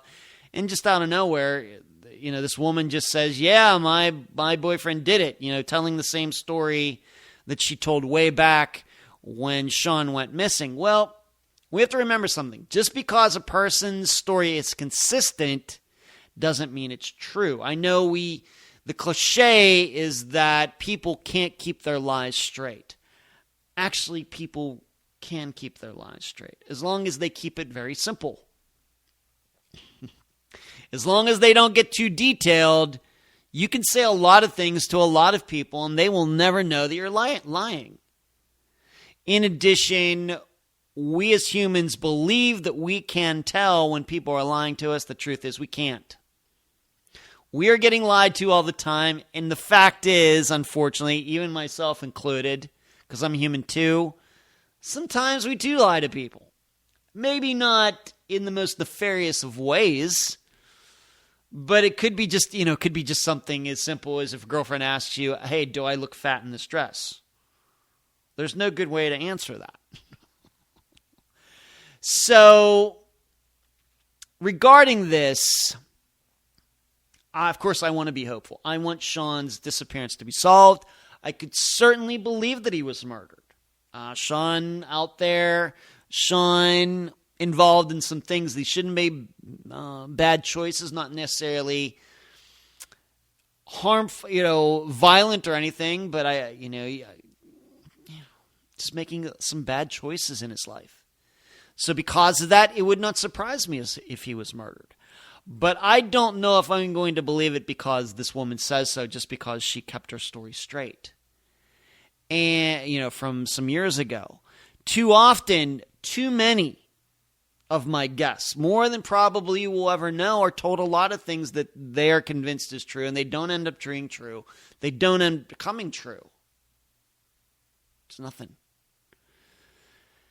So, like I said, it's easy for me to talk. I'm in Clearwater Beach, Florida. She's up there in Thompson, Manitoba, looking these people in the eye. I'm not trying to be a know-it-all. But if it was really just this simple, of somebody, just out of nowhere confessing to her on a city street in Thompson, Manitoba, I think this would have been solved a while ago. It just sounds to me like these people maybe don't have all the marbles in their head. My impression. not to be negative, but I am a cynic. I've just seen too many of these things never pan out. So, that's where we are. I mean, it's an update. She's out there. I think she's doing the right thing. I think Melinda being out there is absolutely the right thing to do. I encourage her to do that just to be safe. But I also know that you just can't believe people because they tell you what you want to hear. It very well could be that they're lying. And so to keep your emotions in check until they provide some sort of proof. If it's just words and they aren't willing to lead you off into the woods or somewhere to where the body is, then it really doesn't mean anything. It's just the way it is. But more people should be doing what Melinda is doing. You just have to be very cautious with your optimism. And that's the update for Sean Ginyard. Next update, Tom Brown. Thomas Kelly Brown was an 18-year-old from Canadian Texas. He was the president of his class and loved acting and public speaking. On the night of November 23rd, 2016, Thomas was on his way home after hanging out with friends. He stopped to get gas in his Dodge Durango. He was never seen again. And as you all know, I mean, unless you've been living under a rock when it comes to listening to Unfound, you know that Tom Brown's remains were found by ex-deputy Pine Gregory seemingly by accident. He told me it's by accident. I have no reason to believe otherwise, but some people don't believe that. But he came across at least a part of Tom in late January, early February of 2019. This is a disappearance that we covered during the summer of 2018. And the weird thing about doing this update episode is that I have updates for all 4 in a row. So back at the time, we covered Zoe Campus's disappearance, and then the next week we covered Sean Ginyard's, and then Tom Brown's, and then I'm going to have an update for Amanda Fravel after this, and she was the next week. So a lot of things going on, some of these disappearances we covered during the summer of 2018. I don't know how that's just some odd thing. I think it's just a statistical anomaly or something. Anyway, once again, though, to say it again, unless you've been living under a rock regarding everything regarding Unfound and its relation to the investigation into what actually happened to Tom, you know that I would say really since probably 3 years ago when they had that meeting with the Attorney General's office, investigators, and then some of Tom's family, and Phil Klein, the private investigator that the family hired not long after Tom went missing. You know since then that it's been pretty dramatic. A lot of finger pointing. We know that Sheriff Nathan Lewis resigned for a few different reasons, I think, eventually. And there's a new sheriff, although he was a deputy in Hemphill County at the time of Tom's disappearance and did take part in the investigation into what happened to Tom. But that guy is now the sheriff. And really what is going on now and has been going on for a while, but really escalated this summer, is that there is this guy, his last name is Crane, C-R-A-I-N, and he has been doing interviews, and although most of the time when I talk about any of this on the live show, I never mention the radio station or the radio host, but do this being an update episode, and so you all know what I'm talking about. It is Chris Sample's radio show on KXDJ in Texas. I think this guy, who is some former investigator for the state of Texas, was he in the Texas Rangers or something like that? He has become very prominent in being very critical of everything regarding not necessarily investigation, but critical of Phil Klein and Tom's family, Penny, and the rest of them. Her son, Tucker, and her husband, who is not Tom's father and any of the other close family members, in alleging that some cover-up happened on the night that Tom went missing. Now, there is a group of you out there, and one guy in particular who I do talk to once in a while, and I think we're friends, but he and I don't necessarily see eye to eye on it, but we can have a cordial conversation about it, and I deeply respect him for that, and I hope he respects me for that too. There is a significant portion of the Unfound audience who has started to believe this. This is just an example, that Tom got home that night, committed suicide, or something happened that they chose to cover up his death, and then everything out after that was just a show. Them going to look for him and acting like they were concerned about him and everything. It was just all a put on. And this is what Crane has been saying. I've not listened to every interview that he did. I think I listened to the first 2. I believe that he's been on there 4 times. For example, I've not listened to the most recent one, was just within the last few weeks, maybe even within the month of August of 2022. I've not listened. It's just a little too much for me. I think that I'm on the record. I've talked about this on a couple live shows. When it comes to rooting between Phil Klein and this Crane guy who seemingly has come out of nowhere this year, if you were asked me to pick between both of them, I would be rooting for the asteroid from Armageddon. I don't think there's much to like regarding either of them. That doesn't mean that I think that they are liars. I just don't think that they're very professional. I just don't think that. Phil Klein did this presentation last October that I talked about in the update episode at the end of 2021, where he went through all these things. There are things in there that I don't think any really educated, experienced investigator would ever bring up or ever even take seriously. But he brings them up. For example, there was this betting ring going on regarding Canadian football. No proof of it. He didn't offer any proof that exists, that happened, but he talked about it. So I don't know how I'm supposed to respect an investigator like that. Likewise, when it comes to Crane, my impression of him is that he's just looking to get into all of this.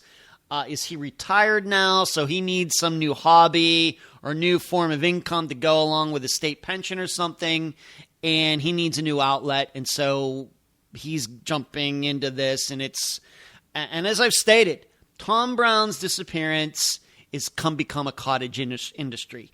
You want to start a podcast, you want to get on the map, that's a good place to start if you think like that. Now, I'm happy to say that Unfound covered his disappearance before it became a thing.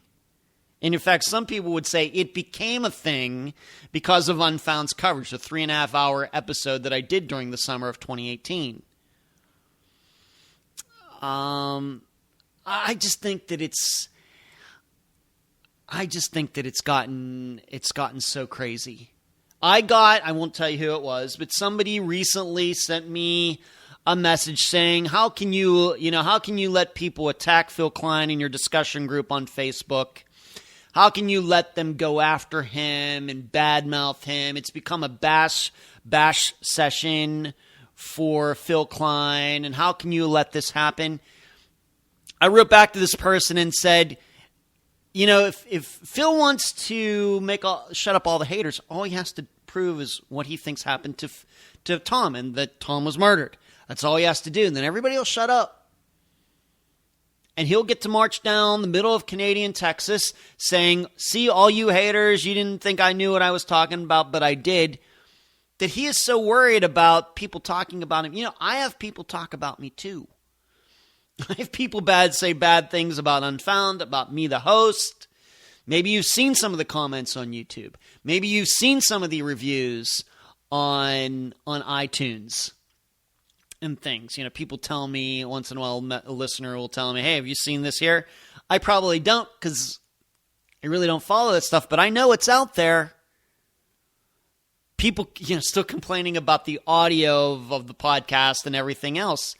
I get haters too, but I don't pay attention to them or feel that I have to go out and dispute them, even to 1/1,000,000th that Phil Klein feels that he has to do. And it's weird to me. If I didn't know that Phil Klein was a licensed private investigator in Texas, I would think that he was a licensed attorney in Texas, because he more these days sounds like the Browns or Penny Meeks, she's now married again, that family's defense attorney. I thought investigators were supposed to be looking for the truth and looking for facts, not being spokespeople. Penny, as she proved on the interview that I did with me, she can more than well speak for herself. She's very well spoken, obviously intelligent, obviously has everything in her mind that she wants to say. You want to think that she's lying? You can do that. But she is more than capable of talking and representing herself and her family and her feelings and all her thoughts on Tom's disappearance. It just sounds to me, if you didn't know Phil Klein was a private investigator, you wouldn't know it, because he sounds like a defense attorney. And as we know, when it comes to at least defense attorneys and maybe even prosecutors too, sometimes they aren't necessarily interested in the truth. What's the old saying? If you can't argue, if the facts aren't on your side, argue, what is it? Argue the truth, and if the truth isn't, argue the facts, or whatever that saying is. It's kind of like what feels like is going on here. I am not here to protect anybody's reputation. Now, I will protect the guests, and certainly some people have come after Penny and all of that, and I try to do what I can.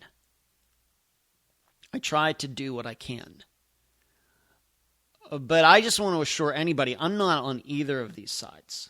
It very well may be that Tom Brown was murdered. Very well may be. I just wish everybody would stop talking about it and actually prove something. The investigation into actually what happened to Tom is no further ahead than it was in August of 2019. 3 years later, despite all the interviews and presentations and everything, all the other shows that have been done and podcasts about Tom's disappearance or death, we're still not any further ahead. So, what else I would say is that we also have to remember this, is that people, when we come to disappearances in general, and you can say this about not just Tom's case, but Maura Murray's and Brian Schaefer's and a bunch of others. Believing that somebody walked off is not good for business if you are in the business of sensationalizing disappearances. And so I am inclined, not just with Tom's, but with many people want to believe something else, because just saying that the person walked off because of this just isn't interesting enough. It's just not sensational enough. It's not going to get enough clicks and shares and likes and everything else. It's not going to further that person's career or anything else. Once again, I'm perfectly open to the idea that Tom was murdered. I don't see any facts to support that.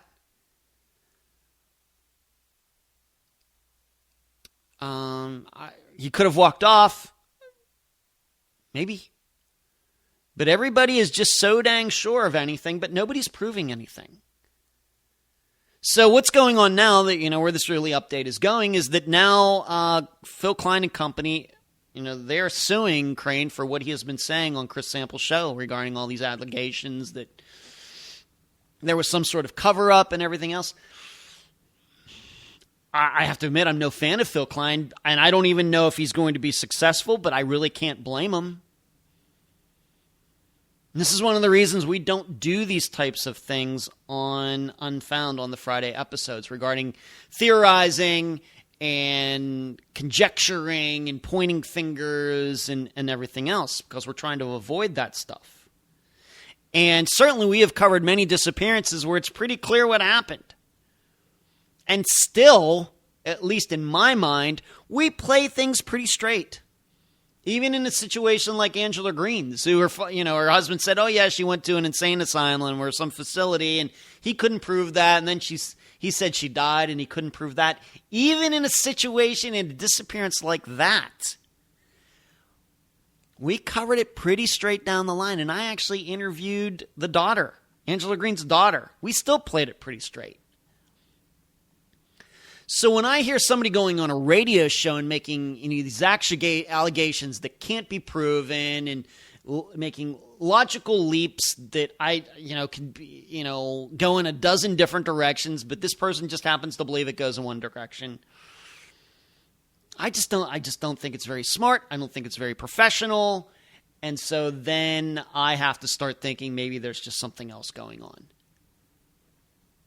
And it very well may be that this person sees an opportunity to make a name for himself. And I guess we'll see where all this goes.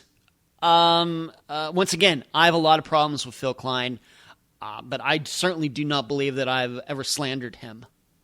Now, I will tell you that some of my assistants feel far worse about him than I do. He just... I just doesn't seem very professional to me, and I just think if you look at his track record, and I was just talking about him, regarding Olivia Newton-John and her ex-lover who went missing. Phil Klein was involved in that. He claimed he solved that he tracked this guy down. Patrick, I didn't write it in my notes here. There's no proof that Phil Klein did that. He said he did. There's no proof of that. And in fact, the ex-wife of the missing guy had not one good word to say about Phil Klein. Not one good word. And you can find it. That's out there public. You can find it for yourself. So I guess we're going to see where all this goes. It's just become a little bit of a sideshow here. And I'm still open to all possibilities, but not because any of these people say so. So that's the update for Tom Brown. Next update. This might be a first for this disappearance as well. Amanda Lee Fravel was an 18-year-old living in Las Vegas, Nevada. In 1985, she had moved there from California due to a turbulent home life. On Friday the 13th of June, 1986, Mandy left her apartment to get a paycheck from her job. She never reached her destination. She was never seen again.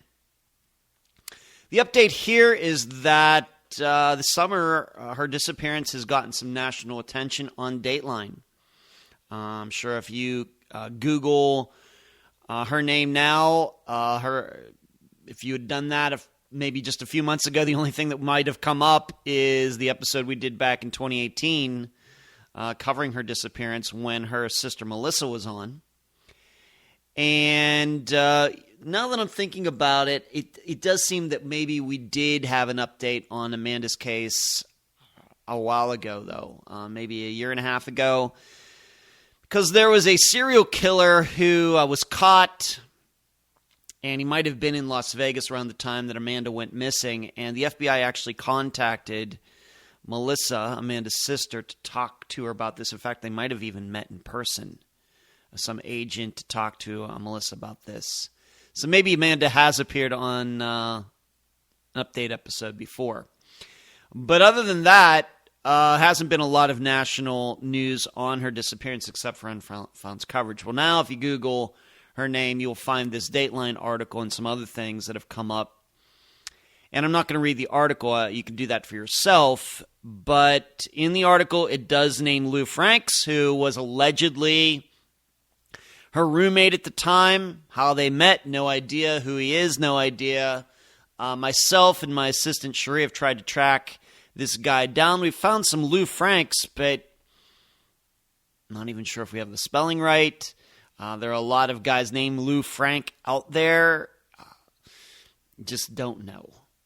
And even a couple with some criminal records, but good luck trying to tie them to Las Vegas in 1986. But he does get mentioned. The name is mentioned in the article. And the other name that was prominent, that has been prominent, was the guy, allegedly an ex-boyfriend at the time, Xavier Romano, who the story went, at least when the episode came out in 2018, is that she was going to get this paycheck and then was going to go to his house. I got to speak to Xavier way back when, and he just claimed that, she never showed up. And so he ended up going out with some other girl. So, and they weren't a couple anymore. Anyway, I can't remember why they weren't a couple anymore. I just don't know. But what continues to be significant to me is that if you were to go to Xavier's Facebook page, you will find a lot of pictures of women he was friends with who he dated back in the 1980s. He is certainly older than I am. I'm not sure how much older, but let's just say 10 years older. So he's probably in his early 60s now. But going back to the early 80s, he has these pictures of these women who were his girlfriends. But you get to around the year 1986, and there's like a blank spot there. And then he starts posting about women that he dated or really was friends with or whatever, like in 88. There are no pictures of Amanda on his page, even though he has pictures of all these other women he's friends with and dated at the time. So there's that. My understanding is even back a couple years ago, or 4 years ago, I guess now, when I spoke to Xavier, seems to be having a lot of health problems. I'm not sure what. I don't think it's cancer or anything, but it might be something more overall debilitating to the overall body. So I don't even know what kind of condition he's in. I think he is still alive. But I went to his page recently. He's not posted anything on his Facebook page for at least maybe a year and a half or something. So, but that is the update. Finally, Amanda Fravel gets some national coverage on Dateline. I'll just have to see if it goes anywhere. Next update, Barbara Frame. At least the kind of one. Barbara Sue Frame was a 38-year-old from Zanesville, Ohio. She was the mother of three and worked for the subsidiary of a car manufacturer. On January 30th, 1985, at approximately 5 p.m., her ex-husband came over to tell Barbara their divorce lawyer needed to see her. Barbara left the house for this appointment. She was never seen again. The only real update here is, if you'll remember, maybe from a year ago on an update, I had mentioned that some remains had been found in Zanesville. At an abandoned house, or somebody or some construction company was tearing down a building or a house or something, and human remains were found. I looked just recently. I'm doing this recording on August 24th, 2022. I haven't found any updates since then. Maybe that was maybe it wasn't a year ago, not quite a year ago, but I had mentioned it on a former previous update episode, maybe number 10. Maybe update episode number 10. And there's been nothing since then. So I don't know what to make of that. We know that DNA testing takes time, and DNA testing only works if you have some other DNA to match it to it. So I'm not sure what to think, but some of you surely remember me talking about these remains being found and thinking, hey, this could be Barbara. We have no idea. I did look it up. I think there are two other people missing from the Zanesville area. And so I guess the possibility could be one of theirs, or it could be somebody totally different than any of them. But no update on that. Next update, Dori Ann Myers. Dori Ann Myers was a 43-year-old from Vero Beach, Florida. She had a son and loved poker. On the evening of January 10th, 2006, Dori went out to a couple bars, then ended up back at her house, allegedly with two military vets. Early the next morning, Dory's house and car were found on fire. She was never seen again. Now, to maybe go a little deeper into that general description, her house in Vero Beach / Fort Pierce / Lakewood Ranch, it's all kind of where those points meet. Her car was found in like 80 miles away or something. So if you don't remember that, I'm reminding you that the car was found on fire, but not right in her driveway, for example. It was far away from there. And you may also remember that this was the first disappearance that I covered with Dr. Telesco when we started doing those live shows in 2020. Well, out of the blue, and I could not tell you how happy I was to get a message from him. Out of nowhere, Dory's son, Jesse, messaged me. Just within the last 2 weeks. Out of nowhere. I've never spoken to him before. I don't think I've ever attempted to reach him before. Just, not that I was ignoring him or anything, but just really, I'm not saying it didn't come to mind, but it just wasn't something that popped into my head. I, of course, knew he existed. I didn't know where he was or anything. Well, it turns out he's right here in Florida. He's in Fort Lauderdale. And I have to admit, he's a little older than I expected. He's actually in his early 40s. For some reason, when Dory went missing in 2006, for some reason it was in my mind that he was like a teenager. But obviously, or even younger than that, maybe 11, 12 years old.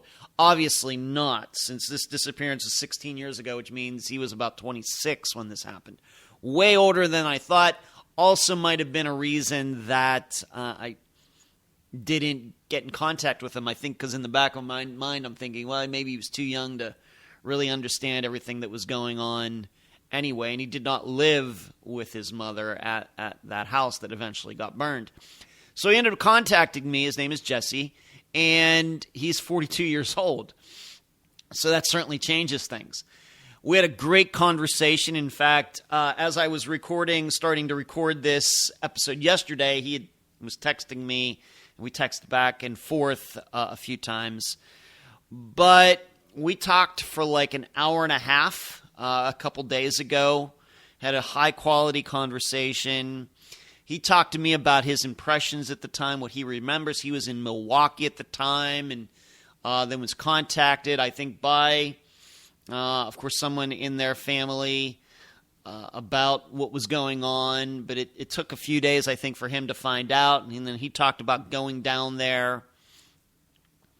And I really don't want to get into everything we talked about. I don't think that he would mind, going on the record at some point with a conversation. I don't know if we're ready to do that right now, though. But we talked about a lot of other things, some of the other things that were going on in Dory's family at the time that were not included with Donna Jean for one reason or another, and I'm not going to get into those things. Just to give me a little more background about Dory, and I want to assure you there's nothing that I heard from Jesse to believe that she was into any sort of nefarious activity, no addictions, no vices, or anything like that. I will tell you that Donna Jean, who is now deceased, very sad, she died in October of 2019, kind of did tell me maybe things when she and Dory were a lot younger. They were doing some things probably they shouldn't have been doing, but by the time Dory got into her 40s, Donna Jean got into her 40s, those things were long behind them. Of course, Dory had her own house, she had her own job, she had pets, she had a car. She was doing very well for herself. So I don't want any of you to think that maybe if that was in the back of your mind, could she have been into some nefarious activities with somebody and this was cause of that? There's nothing that I heard with Jesse to cause me to believe that.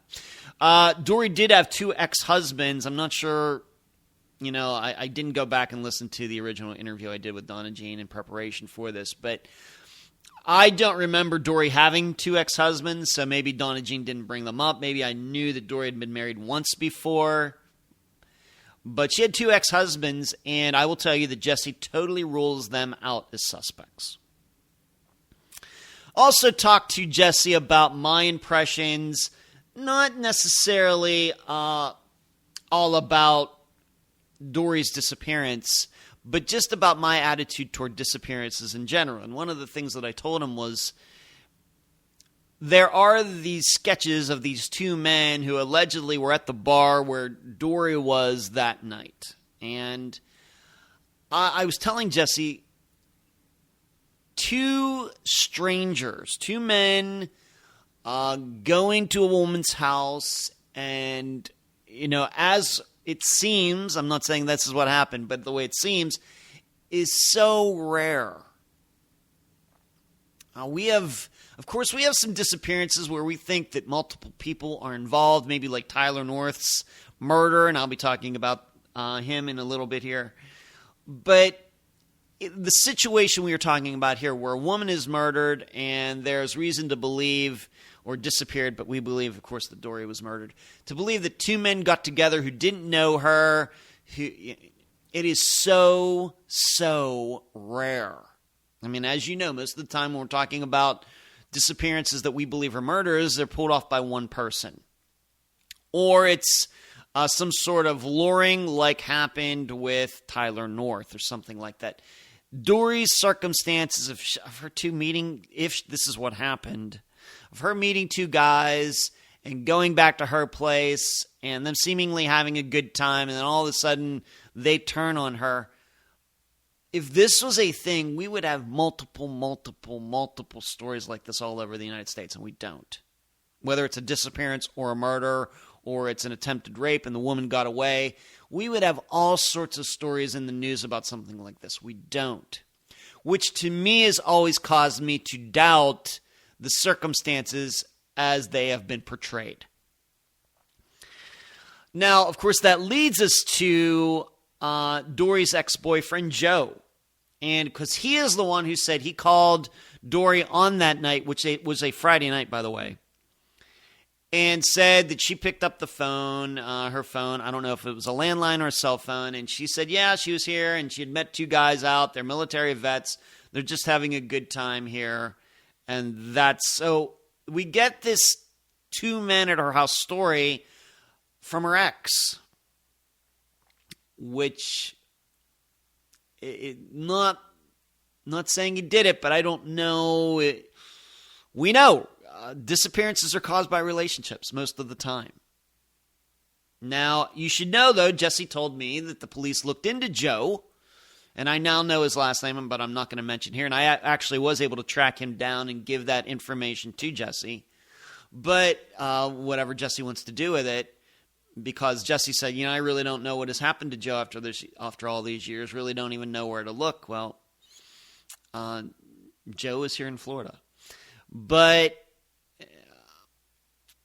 so we have the story that Joe told when he showed up there at the place, at Dory's house that was burned, gutted. It was not burned down. In fact, if you look at Google Street View, the house is still there. It's just boarded up. It's completely gutted inside. Nobody has torn it down or anything. I really didn't even talk to Jesse about why that is. But, he was the one who told the police that he called and she was with these 2 guys. And so the police, the investigators, went to this bar already with the idea in their head, we're looking for 2 guys. Well, there's a sort of confirmation bias that goes on here, and I've talked about this before, I think even including Dory's disappearance, but I'm going to talk about it again. Generally, people want to help the police. So if an investigator shows up and asks a bartender, hey, we have some information of this missing woman, Dory Ann Myers, maybe you've heard about it. We have information to believe that she met 2 guys here and went back to her place, and these guys could be responsible. Well, that is putting in that bartender's mind that if they want to be helpful, then they already start thinking about men who were at the place when Dory went missing. We can't forget this was done days later, not the next day, days and days later after Dory disappeared. So the person wants to be helpful, and so the person just starts, randomly, my guess is just starts randomly thinking about guys that might have been there that night, and it might not even been the right night. And it might not even been men who Dory talked to, because there's confirmation bias. Because the investigator probably said 2 men, the bartender, whoever, female too, starts thinking 2 men. Instead of an investigator saying, hey, Dorian Myers, did you see anything suspicious? Can you tell me about anything? My guess is the investigator probably said 2 men, and then it goes from there. That then they just start thinking about 2 men instead of maybe nobody. So that is a concern of mine regarding all of this. And of course, Jesse and I also talked about it. What are the odds that 2 guys could do something like this and not talk about it? One roll on the other or something.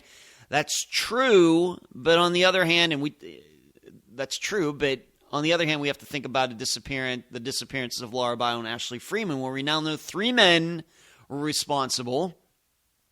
And although they did not necessarily keep their actions quiet, it certainly didn't get out, wide enough for police to act on anything until around 2018, 2019.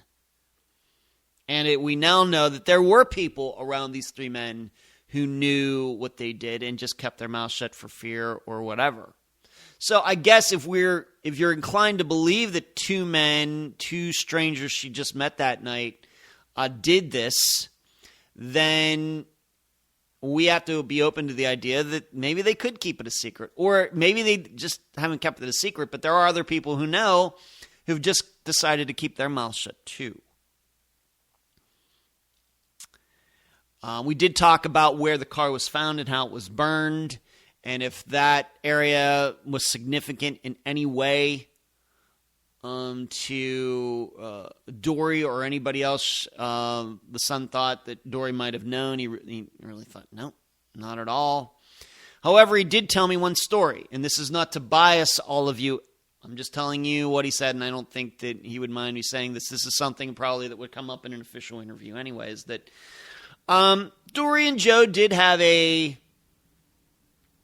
volatile relationship. Nothing that rose to the, any charges or, crimes or anything like that. But Jesse did tell me that when the two were together, Dory and Joe were together, when they did go up to Milwaukee, where Jesse was living at the time, months and months before Dory went missing, when they were still a couple. And we also have to remember they did go on a cruise together with Dory's parents just in December, I think, just a month before this.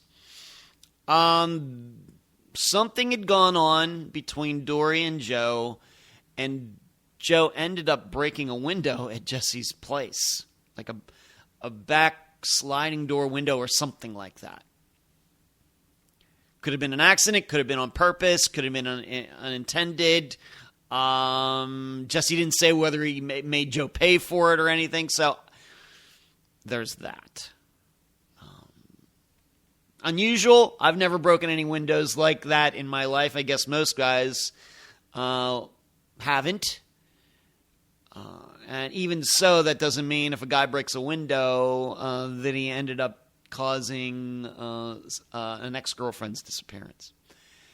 So this is, in general, what we talked about. We threw around some theories and some ideas and everything, but it was great to talk to him. I'm hoping I can continue to talk to him about all of this. It was a real surprise, and that is the update for Dorian Myers. Next update, Jonathan Estes. Jonathan Paul Estes was a 35-year-old father of two from Bogue Chitto, Mississippi. He worked in construction and was active in his church. On June 2nd, 2018, Jonathan was at home and spoke to his best friend. Jonathan then said he was going outside to see why the police were going up and down his road. He was never seen again. Now, you may remember that I got to talk to this best friend to verify the story about Jonathan saying that there were police going up and down his road. I guess leading Jonathan to believe, was there something going on, some incident or something? And it was after that Jonathan was once again never seen again. There's still an idea. Of course, this disappearance is not that old. It's only 4 years old. That a police officer in the area could be involved in this disappearance because this police officer knew Jonathan's ex. Well, that is the update here, that this trial, if you will remember, after Jonathan went missing, his ex-wife was selling off stuff, and she sold off something called a bobcat, which is a small type of front loader used in construction, smaller jobs. And it wasn't hers to sell. And in fact, it was owned by Jonathan's father.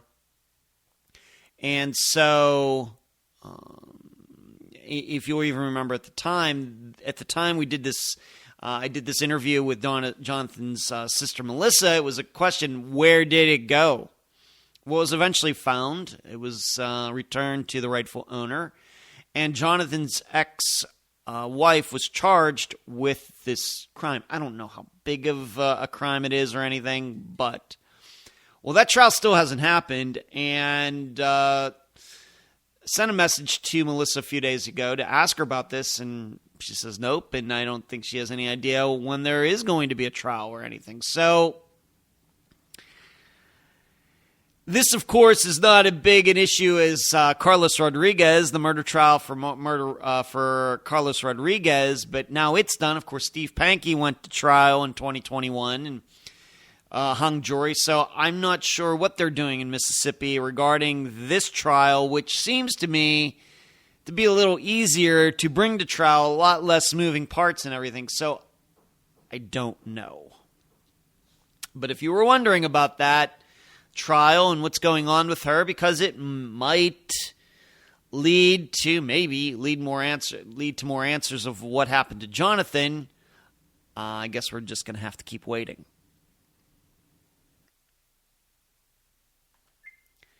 Next update, Molly Miller and Colt Haynes. Molly Miller and Colt Haynes were respectively 17 and 21-year-olds from Wilson, Oklahoma. They had only known each other a week, but might have been headed toward a relationship. On the evening of July 7th, 2013, Molly and Colt were passengers in a car that got involved in a police chase. The vehicle got ditched, and the driver made it back to his house the next morning, while Molly and Colt seemingly got lost while trying to call friends to pick them up. They were never seen again.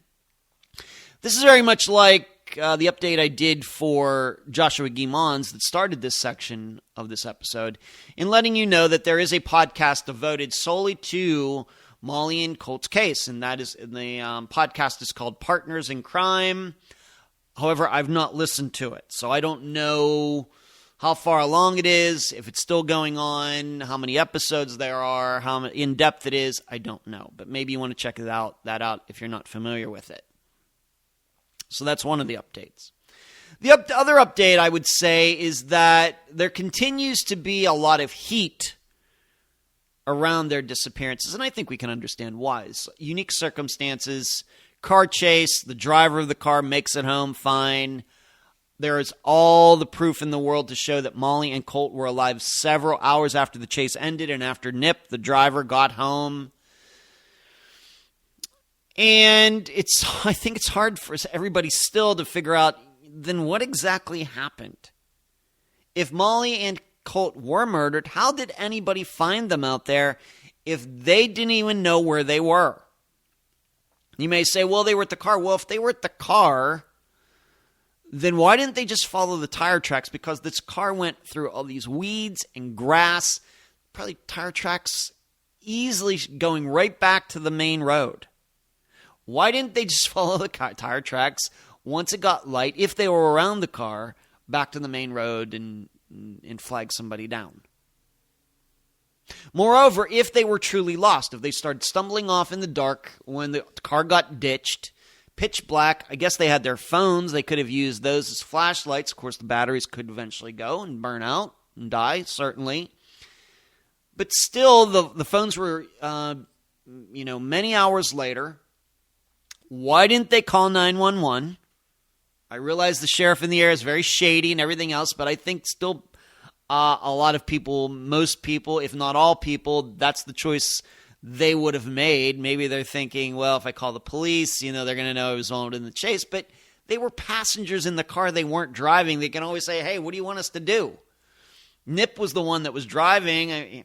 I don't know how much trouble they really would have gotten in anyway.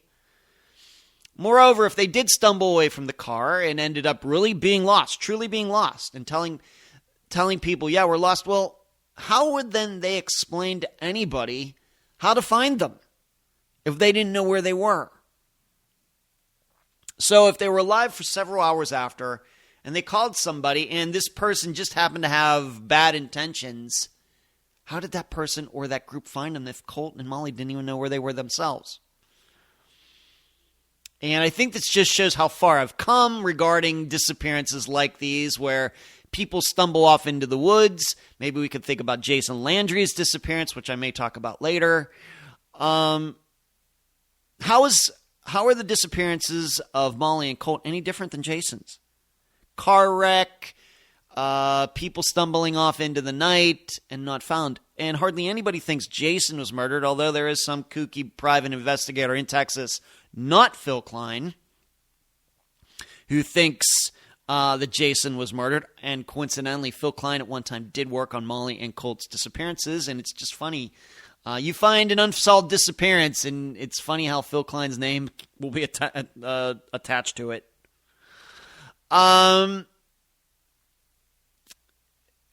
Nobody really believes that, unless they're trying to get attention like this one person, believes that Jason Landry was murdered. So what is it that causes people to believe Molly and Colt were murdered? I realize there are a lot of stories, a lot of rumors. That's it. Still nobody can show me how anybody could have tracked Molly and Colt down if they themselves didn't even know where they were. And there were people who we trust who heard them, calling and saying, hey, we're out here. We don't know where we are. So it's a big question mark on this. And more I start thinking maybe there wasn't foul play in this at all. Maybe it was something else. Next update, Stephanie Clemens. And this could be a first one for her, too. I guess we're having quite a few first-timers on this update episode, and I think that's good. Although, technically, this is not about Stephanie's disappearance. It's just a weird coincidence. Stephanie Ray Clemens was a 54-year-old mother of 4 from Miramar, Florida. She worked at a hospital and had 2 sisters. On the morning of May 20th, 2018, so once again, another very newer disappearance. A Sunday, Stephanie was at home. She spoke to her sister. Then Stephanie was later seen washing clothes at her apartment's machines. She was never seen again. The coincidence, if you would call it that, is that I'm working on a disappearance right now that I'm hoping will be featured on Unfound September, October. And this is a disappearance.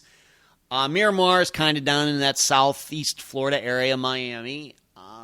There is a disappearance that I've already spoken to a family member connected to this missing woman, and I'm not going to say what the woman's name is right at this point. But, and I think this is the woman's daughter that I spoke to, and like a cousin who lived elsewhere. But this person got a tax report. This person lives in Oklahoma. Person got some sort of form from the state of Oklahoma, and it had Stephanie Clemens and this other missing woman's name on it. And so it was, I'm just going to use Jane Doe and Stephanie Clemens. And it was addressed to this family member who I spoke to. And she had sent me the paperwork. She took pictures of it, sent it through email so I could see it for myself. And this is in Oklahoma. Both of these disappearances are in Florida. And to look at it, it seems that even the IRS... here's something that's going on. Now, there is nothing to indicate that Jane Doe's disappearance and Stephanie's are connected in any way. Two very different people. No proof that they knew each other. I don't think they had any mutual friends. Although maybe it might have been that Jane Doe, this missing woman, and this is also a disappearance that's fairly new. I think it was from 2019, in fact, that this woman might have stayed at the same hospital that Stephanie worked at, but I don't know how weird that is at some point. But my knee-jerk reaction is that it's some type of scam. That somebody, some scamster, identity theft or something, put these two names, missing women on there, trying to get some refund or something.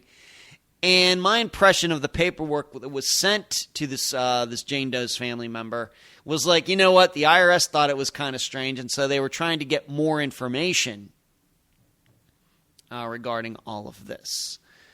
Now, this is the first 264 disappearances in. This is the first time I've ever seen something like this. We know that identity theft goes on. We know that the IRS... makes a lot of mistakes. We know that there are scams that are running that are successful for a very long time. You've probably heard a lot of stories about COVID-19 relief that people have ripped off and buying Lamborghinis and everything else. Might be something like that. Just don't know. Unfortunately, there's no information as to the paperwork that the IRS got, or the state of Oklahoma got. We have no information about what the address, if there was a return address of whatever they got, people trying to file for funds or whatever this was. We have no information at this point regarding any of it. So it seems like it's a scam, certainly a scam. I just don't think that, is there a possibility that whoever was doing this caused Stephanie's disappearance? And I should tell you that my impression of Stephanie's disappearance is that, yes, she was murdered. And we talked a little bit about that during the episode, although we didn't theorize. We talked about at least one person who makes a pretty good suspect who was in Stephanie's life at the time. And I will tell you with Jane Doe's, once again, not using her name, that I'm inclined to believe that probably she was a victim of some sort of violence too. But surely not by the same person. So it's just something weird. Obviously, many of my guests have been scammed in the past. A little different than this, though. Those have been more along the lines of, I know where your daughter is, send me money and I'll tell you. Of course, maybe think of like Tiffany Daniels' disappearance. I think that's one that comes to mind where that has gone on. Whereas with this one, it has to do with tax records and Stephanie's and Jane Doe's names being on the same piece of paperwork and a family member in Oklahoma getting it from the IRS. And like I said, it seems to me it was like flagged like by the IRS or whoever, like this does not seem right. But maybe we could be wrong. Of course, it was a scam. If I find out any more about it, I'll let you know. Next update, Tyler North. Tyler North was a 27-year-old from Harlan County, Kentucky. He was the father of two and loved hunting and fishing. On the evening of Sunday, June 24th, 2018, Tyler left his sister's. He was allegedly headed home. However, Tyler turned into a local park instead. He was never seen again. And if you've even listened to one update episode in the last couple years, you know where this is going. We now know that Tyler was lured to that park by his ex-wife and her boyfriend. Their names are Michelle and Jeremy. And then Tyler's truck ended up being torched. And even when I did the interview with his sister, Tyler's sister, I think it was in 2020, it was pretty clear what happened, even though Michelle and Jeremy were not charged with anything yet. Well, they eventually were, and remains were found. It took a while to identify them, but they were eventually did find Tyler, including his skull. Very, very sad. Very sad. That trial, I don't know what's going to happen. This is kind of like Jonathan Estes' trial or Unique Harris's, which we'll talk about eventually here too. Just not sure when it's going to happen. But the most noteworthy thing in the past 4 months has been a third person has been charged regarding Tyler North's death. And that guy's name is Joseph Morgan. He's from the area. My impression is that he knew Michelle and Jeremy very well. And this just happened maybe a month ago. Somebody who lives in the area who's been keeping tabs on all of this for me, taking pictures and following local news, has been letting me know. And this guy, Joseph Morgan, has been charged with tampering with evidence and with abuse of a corpse in regards to Tyler's murder. I don't know if Joseph was there that night. There's nothing that I've heard to believe that. This person who's keeping tabs, this listener, has not said anything like that. But somehow, after all this time, they decided to charge this guy with, I guess, helping. My impression, reading between the lines, is that after Tyler was murdered, maybe Joseph helped in disposing of the body. They called him up, hey, we need some help. And so he assisted.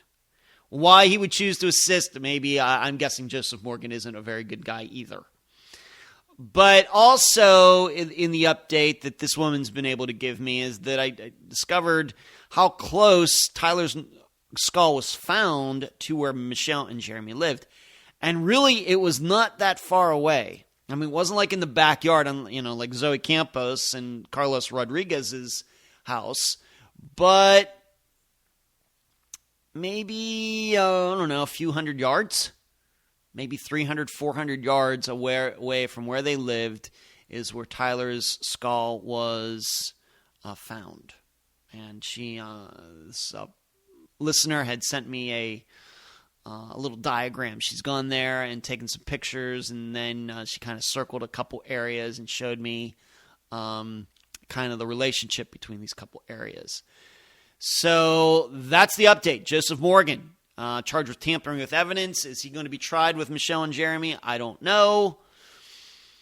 But it seems they're all still continuing to put together the case. I guess then it means maybe we should be open to the idea that there are more people who were involved in this. Maybe not actually that night in the actual murder of Tyler, but people who became accessories after the fact. We've just got to keep our eyes peeled for that.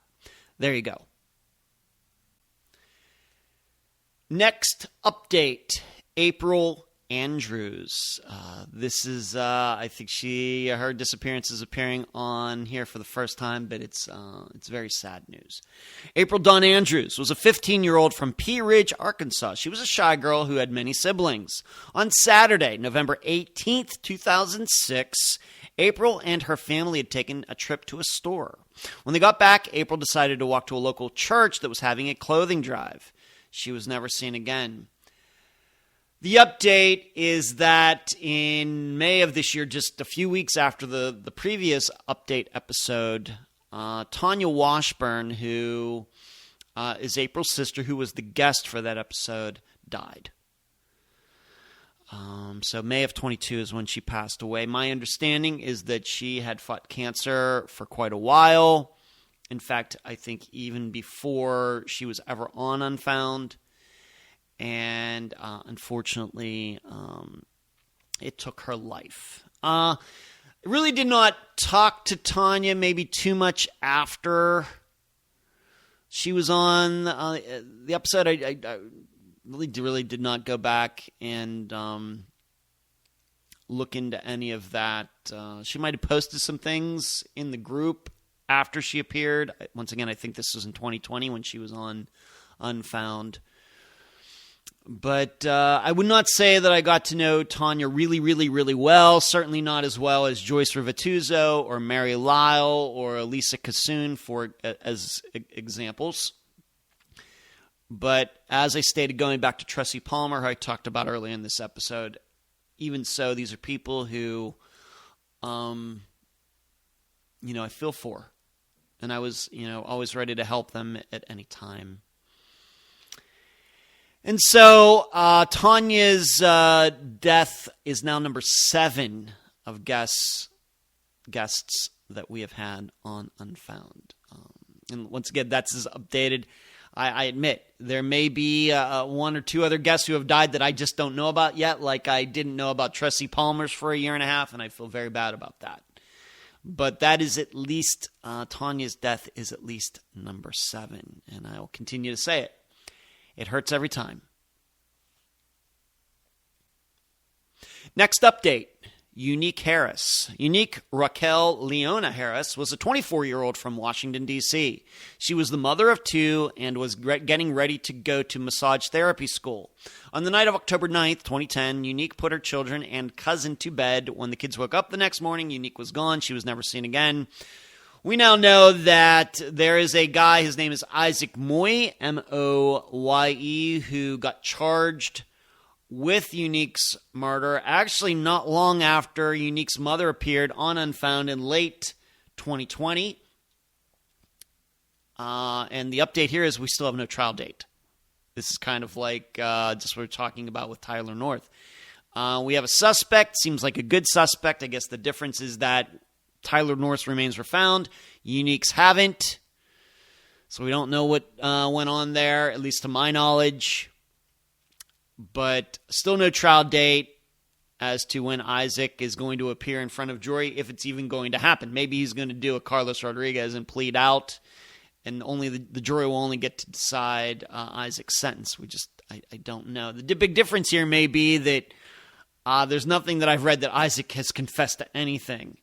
So that maybe complicates things and how we want to think about this. But no trial date. And maybe if this is news to you, that yes, somebody has been charged. It has been determined that Unique and Isaac knew each other somehow. I don't know how. He did not live. He lived at least a few blocks away from where Unique lived, but this was not some stranger encounter where she went like down outside after she put the kids to bed and he was just going by and did something to her. They knew each other a lot better than that, is my impression. So I think that we have to be thinking about some sort of domestic dispute. I know that Unique had she had this boyfriend who had gone off to school. Was it in West Virginia, I think? He was away at the time. Maybe she had another boyfriend and this was Isaac. Maybe. And that's the update. Next update, Jake Lachelet. Jake Allen Lachelet was a 22-year-old from Bruce-Lee, Louisiana. Or is it Bruce Lee? He was a father who loved fishing. On August 27th, 2014, Jake had dinner with his grandmother and brother. After this, there were no substantiated sightings of Jake. But his truck was found on a bridge overlooking the Mississippi River in the early hours of August 29th. Over 24 hours later, he was never seen again. You may remember that when I drove to speak at Northwestern State University in Louisiana last year, my brother went with me. We went right over that bridge where the truck was found. Right over that bridge. Same bridge, right there, over the Mississippi. Well, the update is very recently, within the last 2 weeks, maybe within the last week, I got a very ugly message. I'm not going to say this person's name. But, and when I get anything like this, of course, this gets forwarded immediately to the guest, who in this case would be Jake's mother, Tina. Remember? And I'm not going to read the entire thing, but I will tell you that it had everything to do with, of course, Jake had a daughter with his girlfriend who some believe could be a suspect in his disappearance. believing that the truck being found on that bridge was all staged and that he died somewhere else, and they planted it there to make it look like he jumped off the bridge, if you want to believe that. Well, the message had to do with how Tina is very energetic about trying to find out what happened to her son. I think you could tell that in her interview, as I think every mother is, but Tina even more so, let's just say. And she is, of course, as you could tell during the episode, my interview with her, she has issues, a lot of issues with Jake's friends, the mother of Jake's daughter. Well, this must be some sort of person who contacted me related to the mother of Jake's daughter. Somehow. Very, you need to hear about what Tina's been doing and how she's creating all these lies and everything else. She's making very difficult for the raising of the daughter, who the daughter's like 9 years old now, and on and on and on and on and on. And I will tell you my attitude toward all of this and I've gotten a few messages. This is the first one regarding Jake's disappearance, but I've gotten others like this, where somebody's not happy about what a guest said, and the guest, is causing problems, and they're making it difficult for the girlfriend or whatever else. This is not the first time I've gotten a message like this, and I would not name the other disappearances that that have been kind of like this, where I've gotten messages like this. But I got to tell you, I have no patience for any of this. Ed Denzel does not, I don't have a lot of patience. What is it? I don't suffer fools kindly, I think is the Shakespeare term. Is that from Shakespeare? And I tried to reason with this woman and saying, here Tina is, she's lost her son by whatever means, whether it was a suicide, whether it was an accident, whether it was murder, whatever it was, he's gone. But here you are, you have all your children. The girlfriend is still around, the daughter is still around, everybody still has all of their family members. It's Tina who's been the one who has been damaged here. And here you are writing me, to complain about all this, where it's Tina the one who's been damaged. I asked the woman, how shallow are you?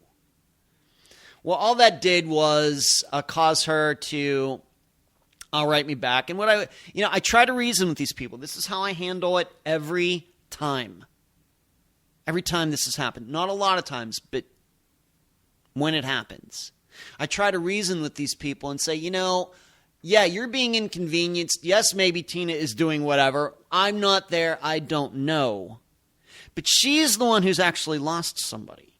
And probably Jake isn't coming back. No matter what you may believe about what happened in his disappearance, probably not going to reappear alive. Very sad. But I try to reason with these people, but all these people do is worry about themselves. How this is affecting their comfort and their lives.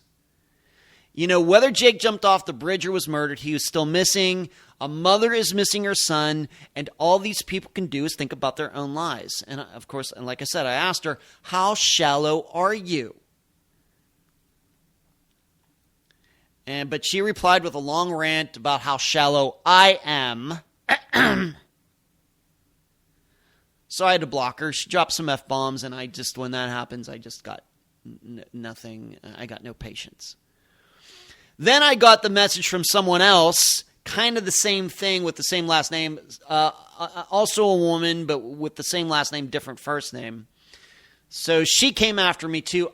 And if they are listening now, I didn't even read that message. I blocked her too. Then the first woman who messaged me actually wrote a review on Unfound's Facebook page, basically saying a lot of the stuff that she had already sent kind of in that first message. And you should know, I have the ability to delete those things or flag them. I did not delete it. I actually wanted it to stay there. Why? Because, but the problem is it's not there anymore. I think Facebook took it down. I couldn't find it. And I'm actually kind of disappointed by that. Usually you get bad reviews or somebody complaining. You want it to go away as quickly as possible. But being that I think in her posting this, it showed exactly the type of person that she is, I wanted it to stay. Facebook obviously thought differently. Like I said, right before I started recording all this, I tried to find it. I couldn't find it. Maybe I missed it. But, I want her to know if she's listening to this or whatever. I did not flag it. I did not delete it. Facebook did that if it is now missing. I wanted everybody to see it because it had no capitalization, no commas, no periods, no paragraphs. It was about 300 words long. And this, I will say, given what I've experienced in this area and hosting this podcast, that's pretty standard.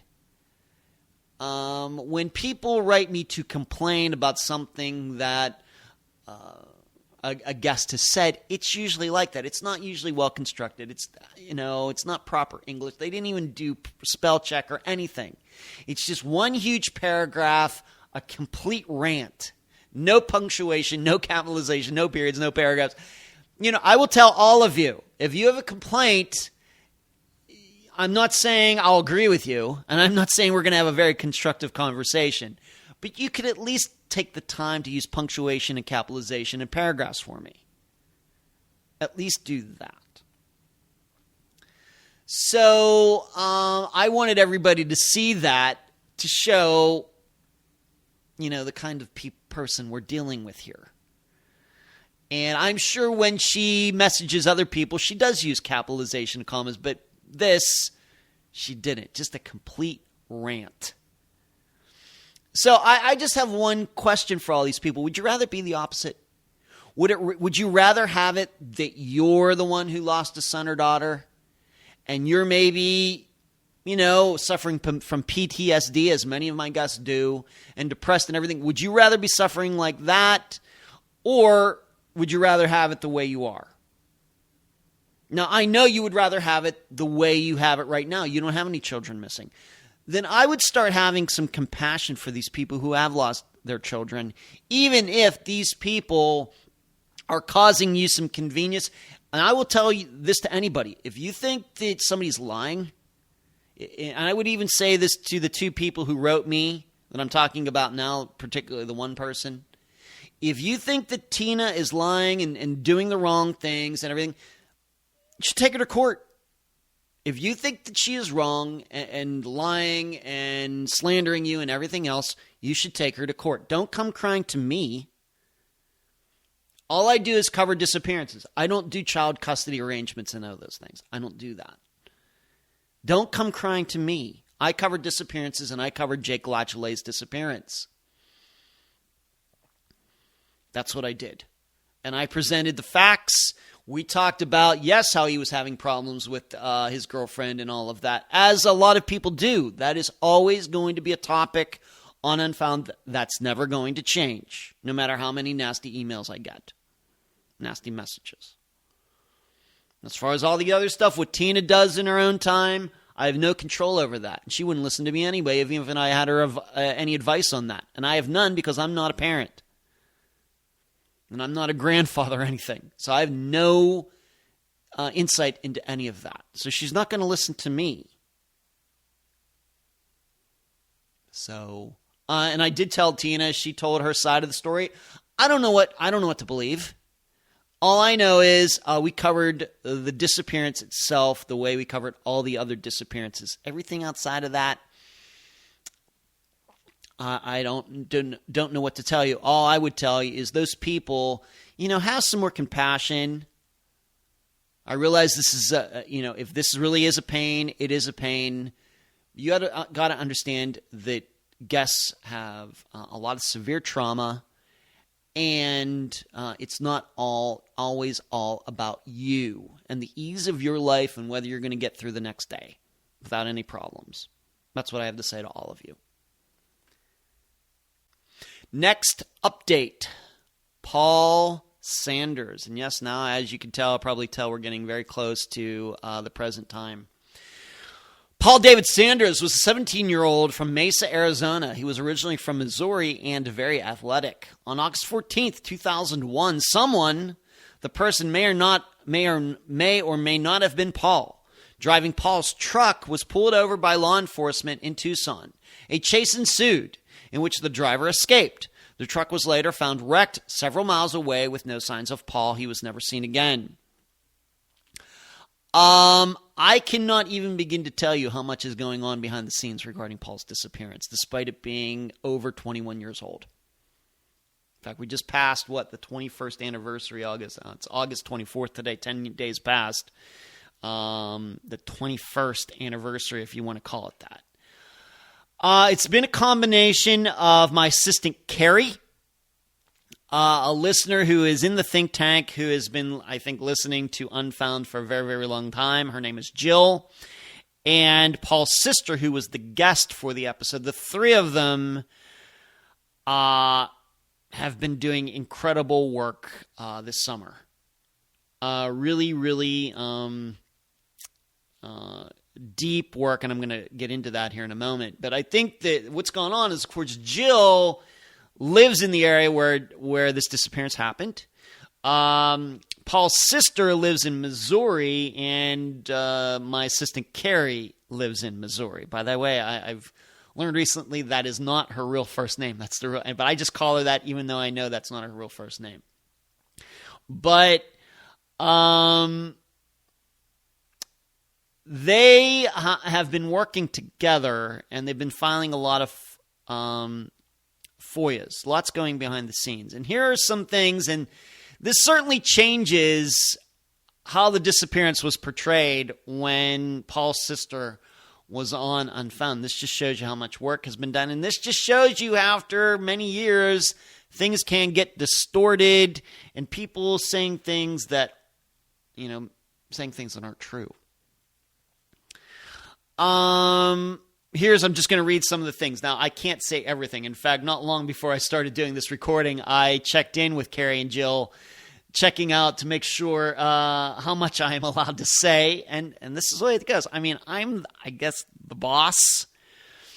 But as many of you know, I defer to my assistants on many things, and they're doing some work behind the scenes. And so when it comes to situations like this, Carrie and company have become the expert on this. I am not.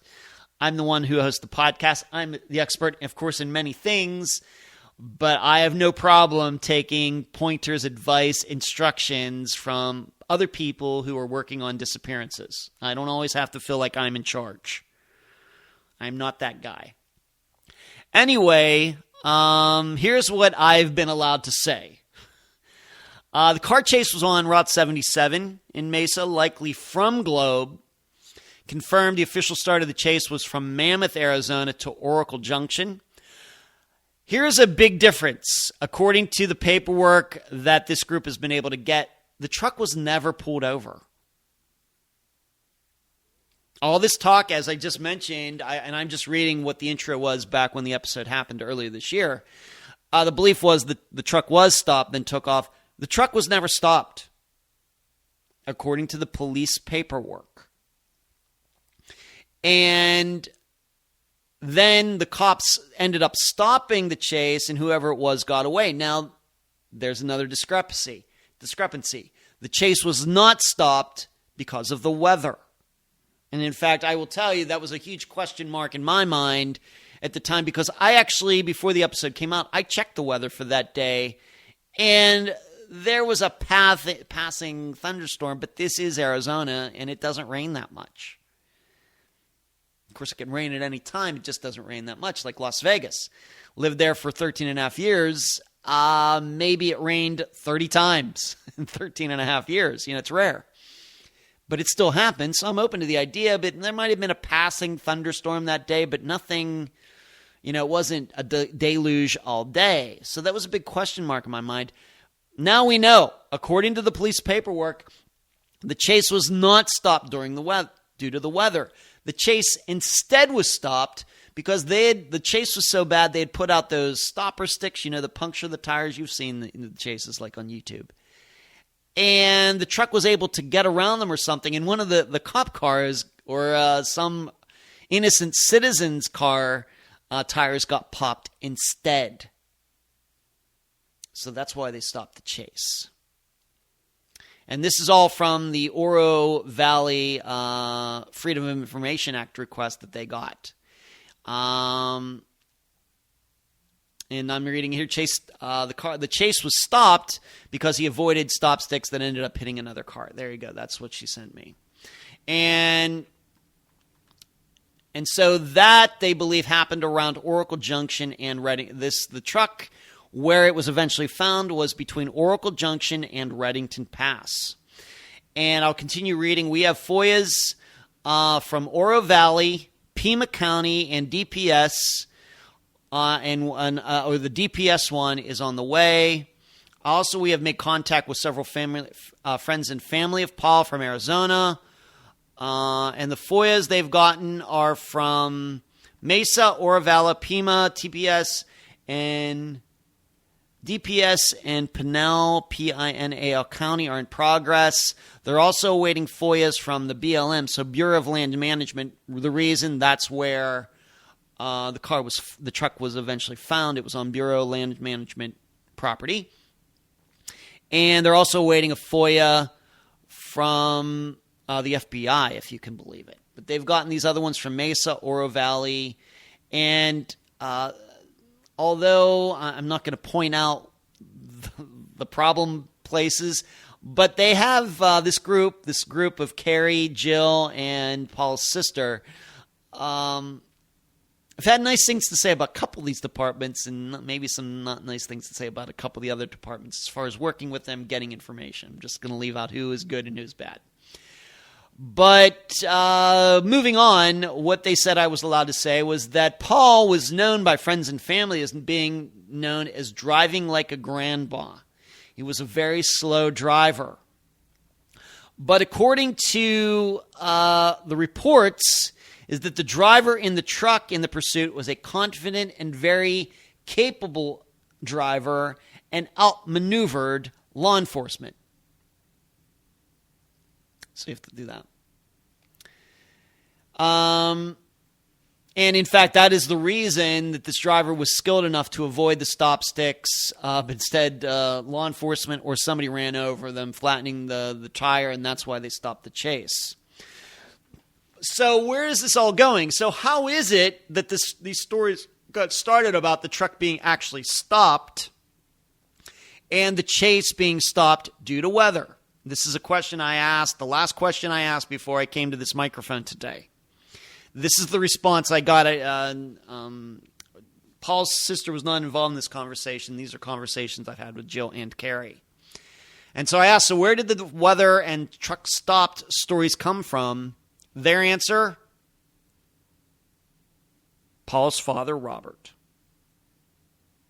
But we now know that those two stories, according to the FOIAs from police-owned paperwork, are not true.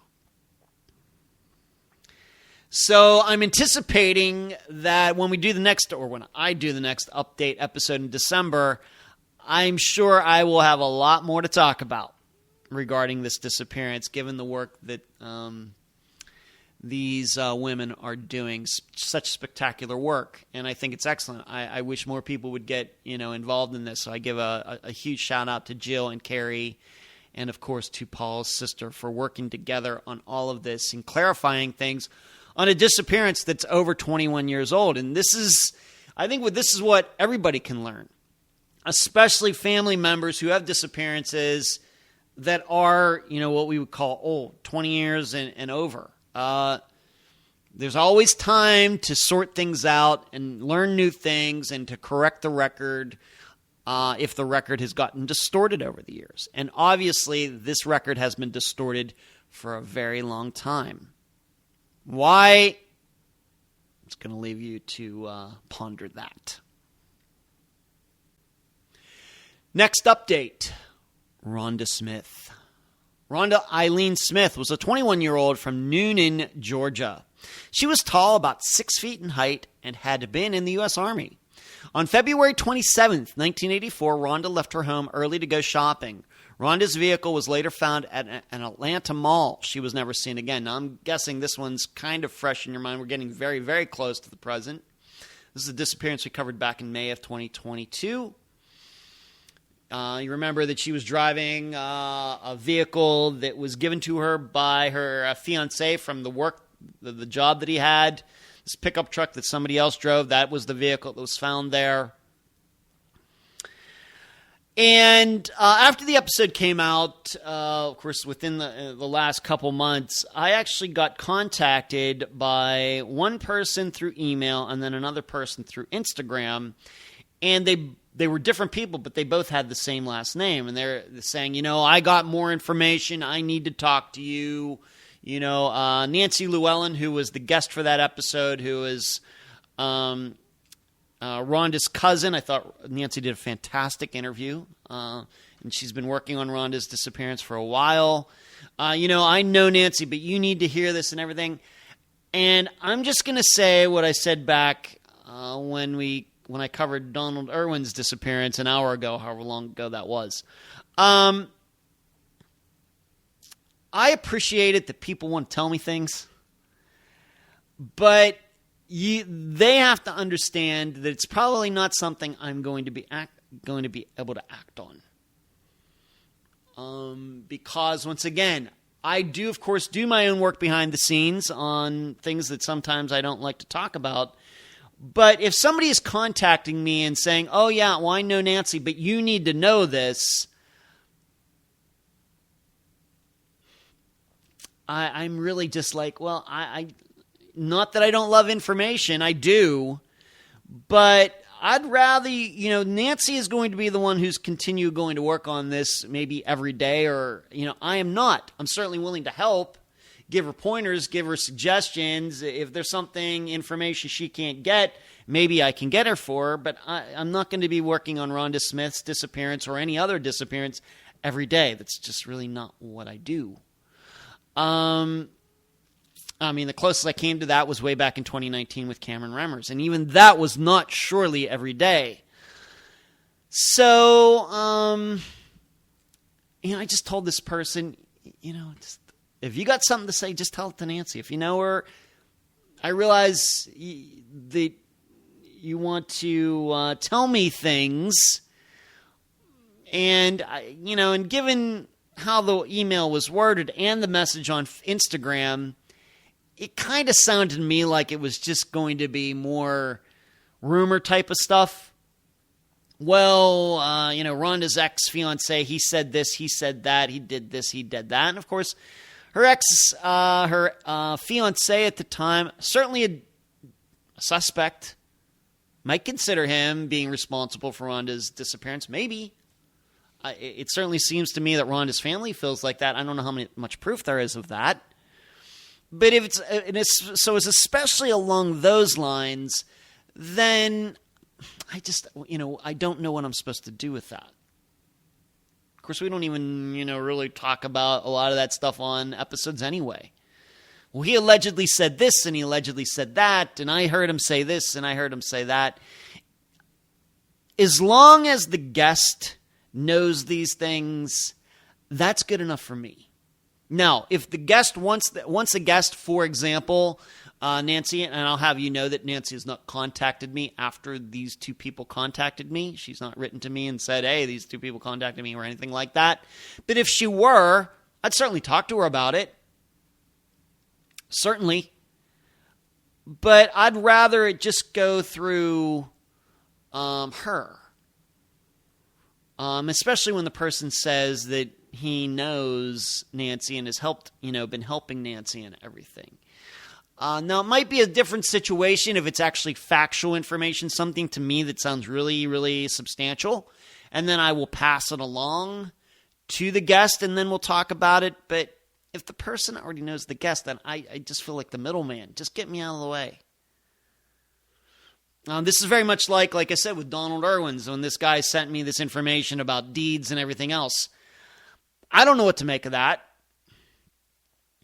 I don't know anything about deeds and everything else, but if he thinks it's something, if he thinks that the Donald Irwin's, was it his wife or girlfriend, whoever it was, is doing things, just turn that in and see where it goes. Because I don't have the time to do, even if you sent me all the information, and even if I understood it, I really do not have the time to seriously be engaged in it, which is probably what it needs. So for all of you, just a word of advice. If you certainly know something about a disappearance that is certainly substantial, you should absolutely come forward. But here's another suggestion to all of you, a recommendation. In fact, it's a request. It's like imperative. Too many times I get emails like, hey, I think I know something about that disappearance. I really, I heard this thing. Ed, call me. And that person will leave the phone number. I'm going to tell all of you, I just don't call people because they give me phone numbers. I don't do that. In every single case, maybe I've already said this on this update episode, it's much better if you just email me with what you know, give it as much background as you can explain on it. I will read it. I will reply to you. That doesn't mean we're going to get to talk on the phone. I might tell you what I think about it and everything else, but I will surely return the message. I will be courteous and do that. But never expect me to just call you because you say, well, I know something, call me. Because what ends up happening is when people do that, I say, you know what? How about you email me back, you telling me what you think you know, I'll read it, and then I'll decide whether we should talk about it or not. 99% of the time, I never hear back from these people. And so that further enforces the standard that I've had for a long time, that I just don't call people because they give me phone numbers. Because you never know what you're going to get into on the phone. Who knows? They may be hearing, the dogs talking to them about a disappearance. And so I'm looking to avoid those situations. They start talking to me about psychics and whatever else, and then I'm stuck on the phone with somebody. And then if I try to gently get off the phone, and then maybe they start saying, oh, Ed doesn't want to hear this, and I just want to avoid all of it. You just type it out, what you think you know, I'll read it. If I think we need to talk about it, then we'll talk. And it's, once again, almost 100% assuredness, people never contact me again. So there you go. That's the update for Rhonda Smith. Somebody wanted to talk to me, and I just said, you know what? I don't know what to make of it. But if you know Nancy, just talk to her about it. And that is the update for Rhonda Smith. Okay, just having made that the topic of the last update with Rhonda Smith, this will maybe be another lesson in how I treat things when somebody contacts me regarding a disappearance that Unfound has covered. Next update, and this will be the last update for the regular podcast that comes on Friday. The next updates, if there are any, will be for Unfound Now, from the Unfound Now episodes from May through now. Justin Gaines. Justin Glenn Gaines was an 18-year-old from Snellville, Georgia. He was a college student and came from a blended family. In the early morning of November 2nd, 2007, Justin was at a club in Duluth. After unsuccessfully trying to find a ride home, Justin was seen on video walking into the parking lot. He was never seen again. And of course, his mother was the guest. And like I said, I'm sure this is very clear in your mind. This was just like, 6 weeks ago? Something like that we covered his disappearance.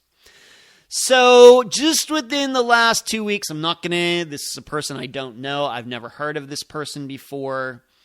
This person is on Facebook. This is one of those messages when you're not friends with somebody, it kind of goes to that other inbox, and you actually have to go over there to find those messages. You all know what I'm talking about. And I do that because I do get messages from people who I'm not friends with on Facebook. They're listeners. They want to, hey, that happened in my area. I remember when that happened, but we're not friends on Facebook. So I make it at least maybe once a week to go over there and see if any messages have come in. And so this was one of them. I'm not going to tell you this person's name. I'm just going to, give you the message and my response to it. And for many of you, this is going to be familiar territory, but I think all of you can certainly learn something from this. Hello, I've listened to your podcast recently about Justin Gaines from Georgia. I wanted to share with you another podcast that I found. I'm not going to be naming that podcast. This one says that Justin's picture was discovered in a computer that belonged to real-life serial killer Israel Keyes. I've been researching Keyes since I found this, and I'm sharing the information I found with everyone that's recently aired an episode regarding this man who is missing. Please pass this information along to the private investigator and his mother if possible. I think it deserves attention. They may already know, but it's a fairly new podcast that was aired last month. The podcast is called Blank, and the episode regarding Justin Gaines aired on July 14th. If this picture was found in a computer that belongs to a real serial killer who admitted he kept tabs on his victims' cases because the publicity made him feel high, why isn't it being talked about or investigated more? Now, many of you who have listened to the live show, you know how I feel about the aura around Israel Keyes and the pedestal upon which some true crime fanatics have put him on. Okay? And as I stated here, I just have no time. And I'm going to talk about this list. I went up and looked this list, and I'm going to tell you about it. First of all, I have to admit that at this point, 6 years into Unfound's existence, I realize that Unfound is not the most popular true crime podcast out there. It never will be, simply because it's a kind of a niche or niche podcast. We only do missing persons cases. Okay? We don't talk about a variety, because a lot of people don't give a dang. Even though they're into true crime, they don't give a dang about missing persons cases. That's just the way it is. Some are just into serial killers. Some are just into podcasts that talk about psychics and the paranormal in regarding to true crime and things. All sorts of different kinds, and then there are some that kind of combine all of them. That's not what we do here. But I will be honest with you that 6 years in, after all the publicity and marketing that we've done, having a YouTube channel, and, of course, testifying in a trial and speaking at schools and everything, when somebody messages me and what they're writing shows that they've never taken the time to listen to any of Unfound's episodes or anything like that, but, this message doesn't even start out with, "Hi, Ed. Hi, Ed. Really love your podcast, and not that I need my butt kissed, but..." Hi, Ed. Hi, Edward. Hi, Mr. Densel, although Mr. Densel is my father. Hi, I've been listening to... If it's somebody who is just blasting information out there, I'll read it, as I did here.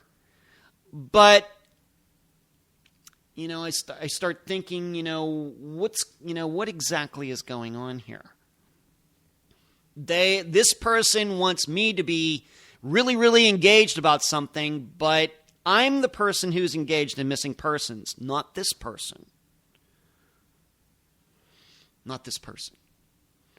And when I get the idea, and then they name the podcast that they're listening to, and I know this podcast, and I'm not sure what to think of that. I start thinking, what's going on here? Although I did respond. So to go back to the final part of this, if Justin's picture was found in a computer that belongs to a real serial killer who admitted he kept tabs on his victims' cases because the publicity made him feel high, why isn't it being talked about or investigated more? I guess this is maybe a little bit of a rhetorical question this person is asking me. Obviously, once again, I've talked about Israel Keyes more than once. Not just on the live show, but on the regular Friday podcast episode. So my answer to that question is to answer the final question in the messages, because there's no proof Israel killed anyone any more than the people that have been proven. That couple up in the New England states, and that girl who I know's name is, I put in my, Samantha Koenig. The only proof that he killed anybody are those 3.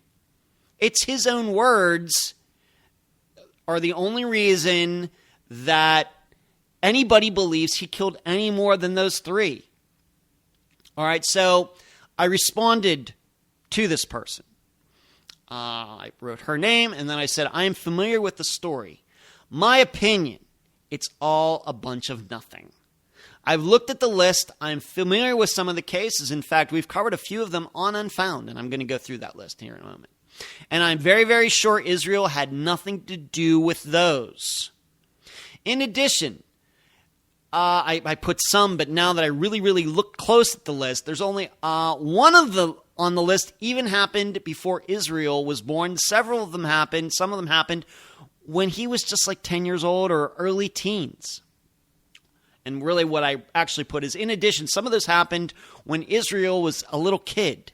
What are we supposed to think regarding those? I'm just completely unfazed by the whole thing. It's great for podcasts that like to theorize and throw the conjecture around, but that's not what I do. All right. Now, she replied, I wouldn't say that she was nasty, but I would say that she really thought that she should be taken as seriously as possible, and probably that I didn't know what I was talking about. In fact, I think that the first words that she wrote is, well, that's your opinion. Yeah, you're right. From a guy who's covered 264 disappearances over 6 years and has spoken at schools and everything else. Yeah. There's nothing, I mean, was there some opinion in there? I suppose. I said my opinion, I'm unfazed. That is a fact. I am unfazed by it. It's great for podcasts that like to theorize and throw conjecture around. That is a fact. It's also a fact that that's not what we do here. Now, it is my opinion that Israel had nothing to do with any of the disappearances on that list that Unfound is covered. Certainly an opinion, but I'm going to go through those disappearances now, and you can decide for yourself. So there were 44 people on the list. One of the people, a man that was on Israel's list, disappeared before Israel was born. I mean, well before, like 20 years before. So what are we supposed to think of that? And in another one that happened in 1988, Israel Keys was born in 1978, he would have been 10 years old. Did he cause that disappearance too? Now, the unfound cases that are on the list. Kristen Modafferi. She disappeared from San Francisco. You might remember it. She went to work at a mall and left, was never seen again. And it is believed that she might have been murdered, and I suggest you go back to listen to that, what the possibilities might be. Certainly open to that. But we also then have to start thinking, well, when did Kristen Modafferi go missing? She went missing back in the 1990s. So what are we supposed to think of that? So the next one, Susie Lyle went missing, as you know, in 1988. Israel Keys would have been 20 at the time. As I've stated before on some other updates, his name has come up in relation to Susie Lyle's disappearance before. I've run it past Mary Lyle, and she rejects the entire thing. And she knows more about the disappearance, her daughter's disappearance, than anybody in the public. She rejects it. Another disappearance, unfound disappearance that is on the list is Christine Hamilton from California. Did not put the year that she disappeared, but I remember the facts. And I'm now friends with her brother, by the way, on Facebook. And I remember him telling me that it was her mother who was the guest, but the brother spoke to me at the time, and he remembered her going out, jumping into a car with somebody who he didn't know, but seemingly by choice, got into this car with somebody and left. It sounded like this is somebody that Christine knew. Could she have known Israel Keys to the point that she just ran out and jumped in a car with him? No. And in fact, of the murders that we know that Israel Keys committed, he murdered strangers, people he had never met before, did not take the time to get to know or anything else. But Christine Hamilton's on the list. And if you'll remember at the time, we threw, I guess between the lines, you could think there are a couple different ideas. as to the reason that Christine Hamilton went missing. Maybe it was the person who picked her up, certainly makes sense, but could be open to the idea that her stepfather might have done something to her as well. Moving on, Ashley Summers. This is a clear cut. Her uncle did it in Cleveland. How do we know? Because later he's in jail now for molesting children. And he's the one that said, yeah, she walked out the door and never came back. So Israel Keys was surely not responsible for that one either. There's a very, very, very good suspect for Ashley's disappearance. And then the final one, as will not be any surprise, Justin Gaines. That's why we're talking about this. Justin was at a nightclub, left seemingly on foot, although there are stories out there that he got into a car with a blonde woman. Was Israel Keys, I just got asked, was Israel Keys that blonde woman?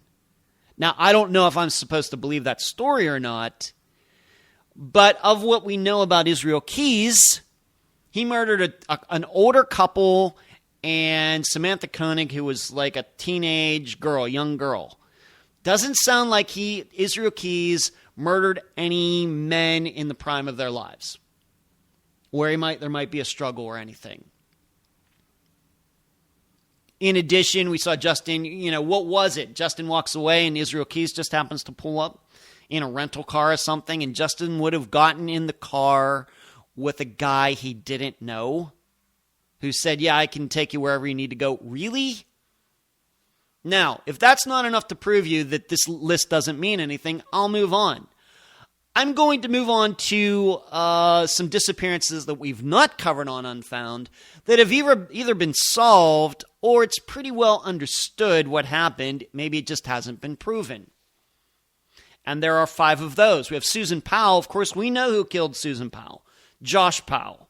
Because how do we know that? Later, he killed himself and their children. Remember, they went camping and the mother kind of just disappeared. Do we believe that Israel Keys did that one? Holly Bobo. We now know what happened in that disappearance as well. Israel Keys not involved. Kara Kopetsky. We know what happened there. That was a disappearance that was unsolved for a while. We know that Israel Keys had nothing to do with that one either. Lisa Stebeck. We know he didn't have anything to do with that one either. And then Trenton Duckett was also on Israel's list. And this is a Florida disappearance coincidentally. Of course, Trenton Duckett was a small child. And the popular belief is that his mother killed him. And then if you will remember, if this doesn't ring a bell, she ended up going on Nancy Grace shortly after this happened. And Nancy really, really went after her, trying to guilt her into saying, what you did and all that. Those are my words, not Nancy's, but you know what I mean. And then Trenton Duckett's mother committed suicide. Blew her head off. So do we think that Israel Keys was responsible for all of that too? So we go back. So there was a list of 44. So we can take out the one that happened before Israel was born. So that's down to 43. We can probably take out the one where he was only 10 years old. That's 42.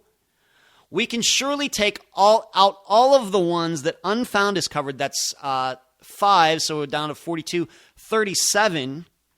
We can take out 5 more, once again off the top of my head. And I have to admit, there are names on this list that I don't know anything about them, and I wasn't going to take the time, but these people who I know about, Susan Powell, Holly Bobo, Kara Kopetsky, Lisa Stebeck, Trenton Duckett, I'm familiar with those. Just because I'm alive. We can rule those out. So we're now down to 32. And I'm sure if I went through that list, I could even really, really, really, really narrow down that list even more to rule out Israel Keys and a lot of those as well. So going back to what this person wrote me, who obviously took no time to look through the entire list, but only just picked out one, did not take time to go through that list and say, well, Israel really couldn't have done this one and that one. How seriously am I supposed to take somebody like that? These are the things that I go through as a podcast host. I'm always ready for good information. I'm always ready for it. Always. I'm always ready to talk. But sometimes I'm a little, I have to admit, I'm a little insulted sometimes. Because I took the time. I have a lot of things to do for this podcast, including do this update episode, going back through all of 264 disappearances, making sure I get things right. Although I still probably made some mistakes. But I took the time to go through this list to try to figure out if it made sense that Israel Keys was responsible for the disappearances that I know. You would have thought that this person who wrote me could have taken the same time. And had she done this, I think then she wouldn't be so energetic, zealous about trying to connect Justin Gaines' disappearance to Israel Keys. It would just be something. It would just be, like I said, I think a list like this, just something for people to talk about. Because when you really, really start looking at it, you start to see how improbable that he had anything to do. What did I just name? 5 and 5 and 12 out of 44. That's like 1/4 of the list. Automatically, probably with me doing about 5 minutes of work, I was able to rule out at least 1/4 of those people. So what are these people doing? Why are you talking about this? If 5 minutes, 12 people can be ruled out, victims ruled out, then how seriously are we supposed to take the rest of the list? And I'm sure for some of you, if you went through the list, there would be a whole set of other disappearances that you might know about and know that, hey, some of these were solved. Oh, certainly it's not solved, but certainly Israel couldn't have done this one. You might even be able to narrow it down more. So that's why I said in my response to this person, this is just stuff for people to talk about. It's just that, like the weather. That's all it is. And as I want to remind everybody, every time that Israel Keys' name comes up, he is not a supervillain. How do I know? No. Israel Keys got caught by using Samantha Koenig's card. Just like any stupid punk who attacks an 80-year-old woman and steals her purse, then gets caught right down the street using her credit card to buy cigarettes. For all of you people who are infatuated with Israel Keys, that is your supervillain.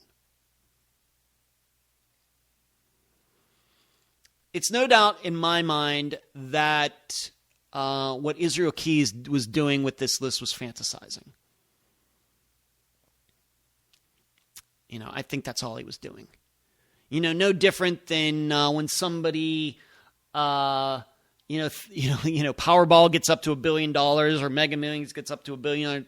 People start thinking, well, what would I do with all of that money? I would buy this and I would buy that, and they start making a list. I will admit, maybe I've even done that once or 10 times. That's all this was, fantasizing. Going through and looking at these things and fantasizing about maybe how he would have done it if he were there. But he wasn't there. That's all it was. It's horrible and perverted.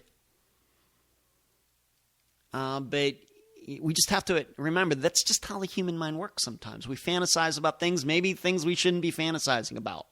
And the difference, of course, is Israel Keys was a killer. But there is no proof that he murdered anybody other than the 3 people who everybody now knows he murdered. There are no proof of any disappearances that he could be connected to, no matter how much people talk about it. Likewise, when you do that, you have to rule out people who were actually around the missing people who surely would have wanted that person to disappear more, like in this case of Susie Lyle, for example. So, just finishing, I think, what I would call on a high note, that is the end of the update portion for the Friday episodes. I will now move on to any updates for any of the missing people for the Unfound Now episodes, this monthly series that is only available on YouTube.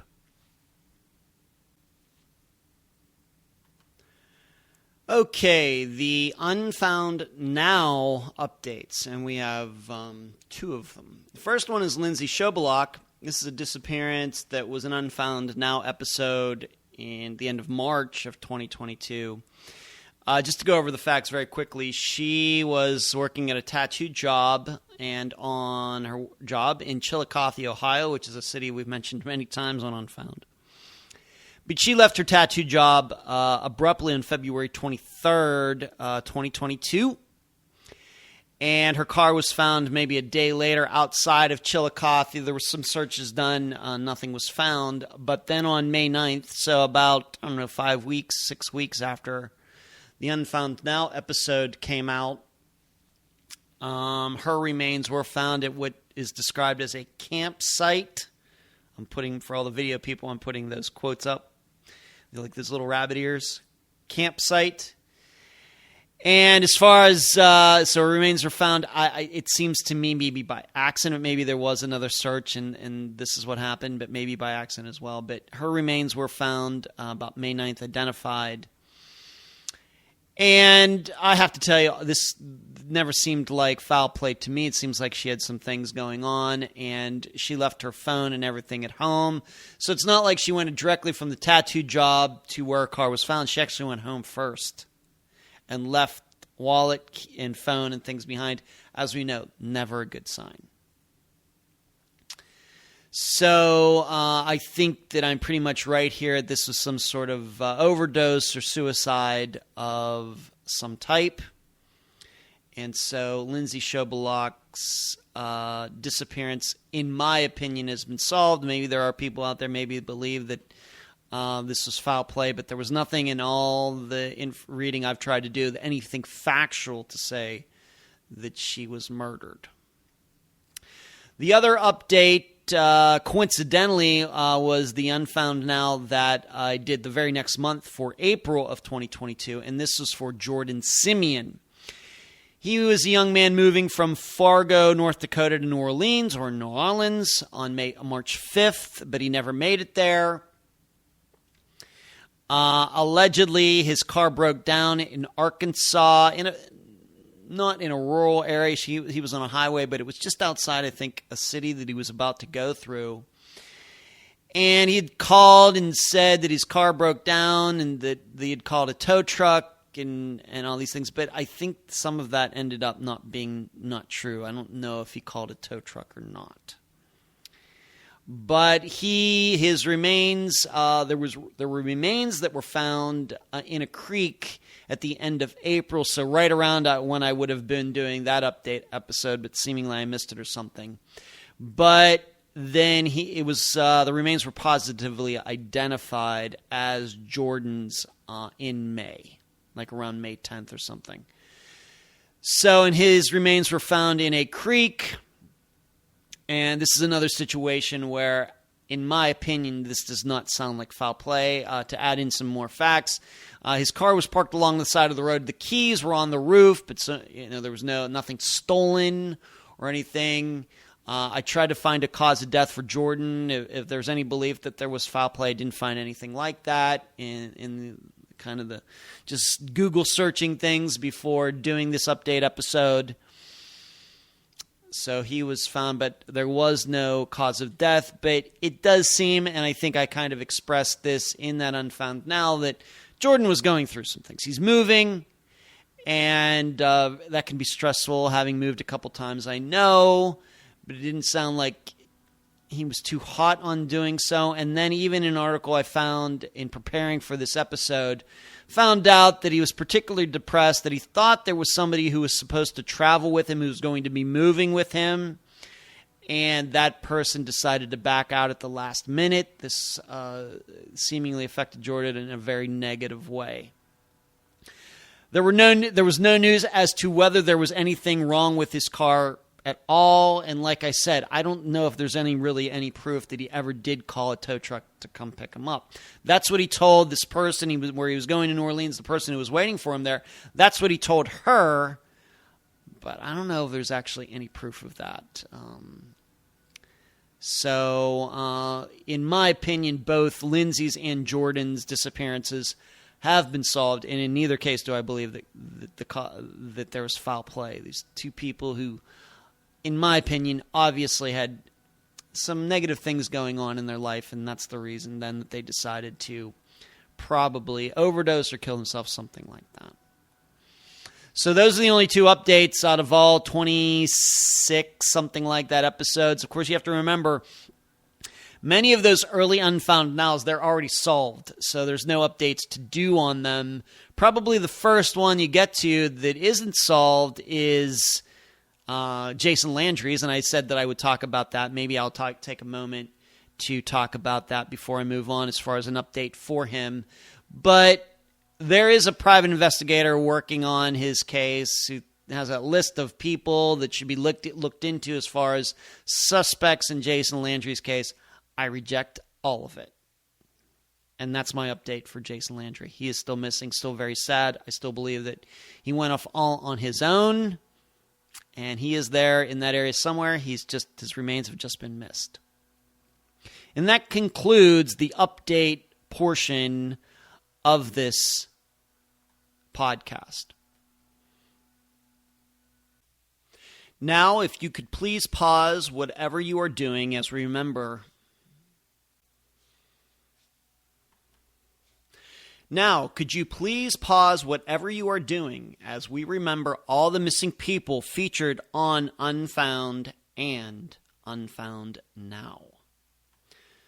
Susie Lyle, Jason Jolkowski, Jesse Foster, Rosemarie Gayhart, Ben Charles Padilla, Kelly Rothwell, Joshua Guimond, Donnie Smatlack, Andrea Bowman, Robin Abrams, Regina Marie Boss, Christopher Hyde, Jeff Nichols, Rebecca Gary, James Walker, Teresa Butler, Charlotte Paulus, Lola Catherine Fry, Eric Franks, Jeff Joseph, Donna Mikolenko, David Medott, Kent Monroe, and Omar Shearer, Claudia Wells, Peggy and Patty McDaniel, Shannon Turner, Brandy Wells, Clashendra Hall, Ronnie Russell, Esther Westenbarger, Shane Fell, Ashley Eifert, Brandon Williams, Craig Freer,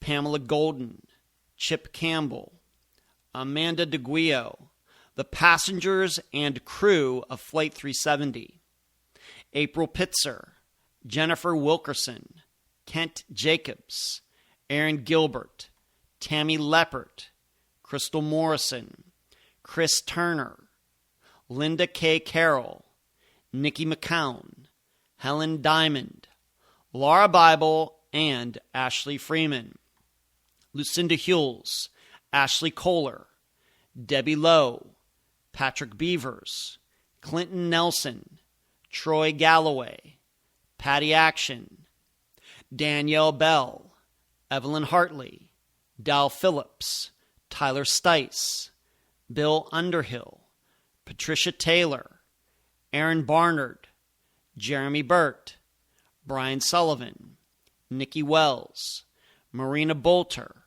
Mandy Stokes, Greg Brooks, Rebecca Henderson, Dominique Holly Grisham, Tiffany Daniels, Nicholas Masucci, Donald Irwin, Billy DiSilvestro, Renee Yeargain, Mikkel Biggs, Al Copper, J.R. Mollahan, Jamie Bowen, Travis Robertson, Rosemary Rapp, Kristen Modafferi, Zoe Campos, Sean Ginyard, Thomas Brown, Amanda Fravel, Julie Early, Ellen Sloan, Renee Lamanna, Nico Lisi, Leah Peebles, Melissa Hasley, Kimberly Raymer, Stephen Kocher, Bonnie Joseph, Immaculate Basil, Bobby Campbell, Kimberly Norwood, Alyssa Turney,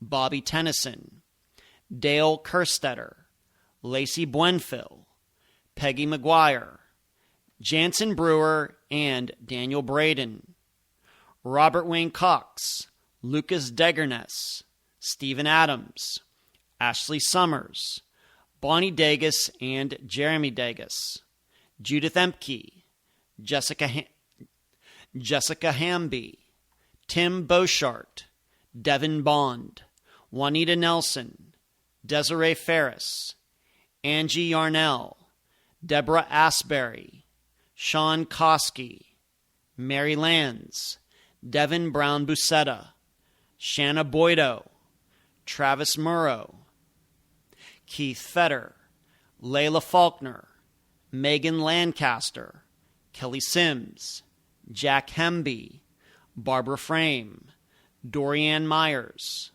Austin Pivo, Christine Hamilton, Monica Appleton, Jonathan Estes, Molly Miller, and Colt Haynes, Donnie Martin III, Kamisha Hollis, Lisa Wallace, Tammy McKittrick, Julie C., Stephanie Clemens, Andy Chapman, Trevor Nichols, Tiffany Johnson, Tyler North, David Kesey, Lucero Sarabia, Brandy Myers, J.L. Hamblin, Bradley Allen, Timothy Guy, Janelle Matthews, Ronald McNutt, Cameron Remmer, Tammy Arthur, and Chad Peters, Jesse Ross, Lisa Shuttleworth, Jackson Miller, Patrick Reed, Jeremy Goodwin, Mary Jane Van Gilder, Phyllis Corbin, Eric Alvarado,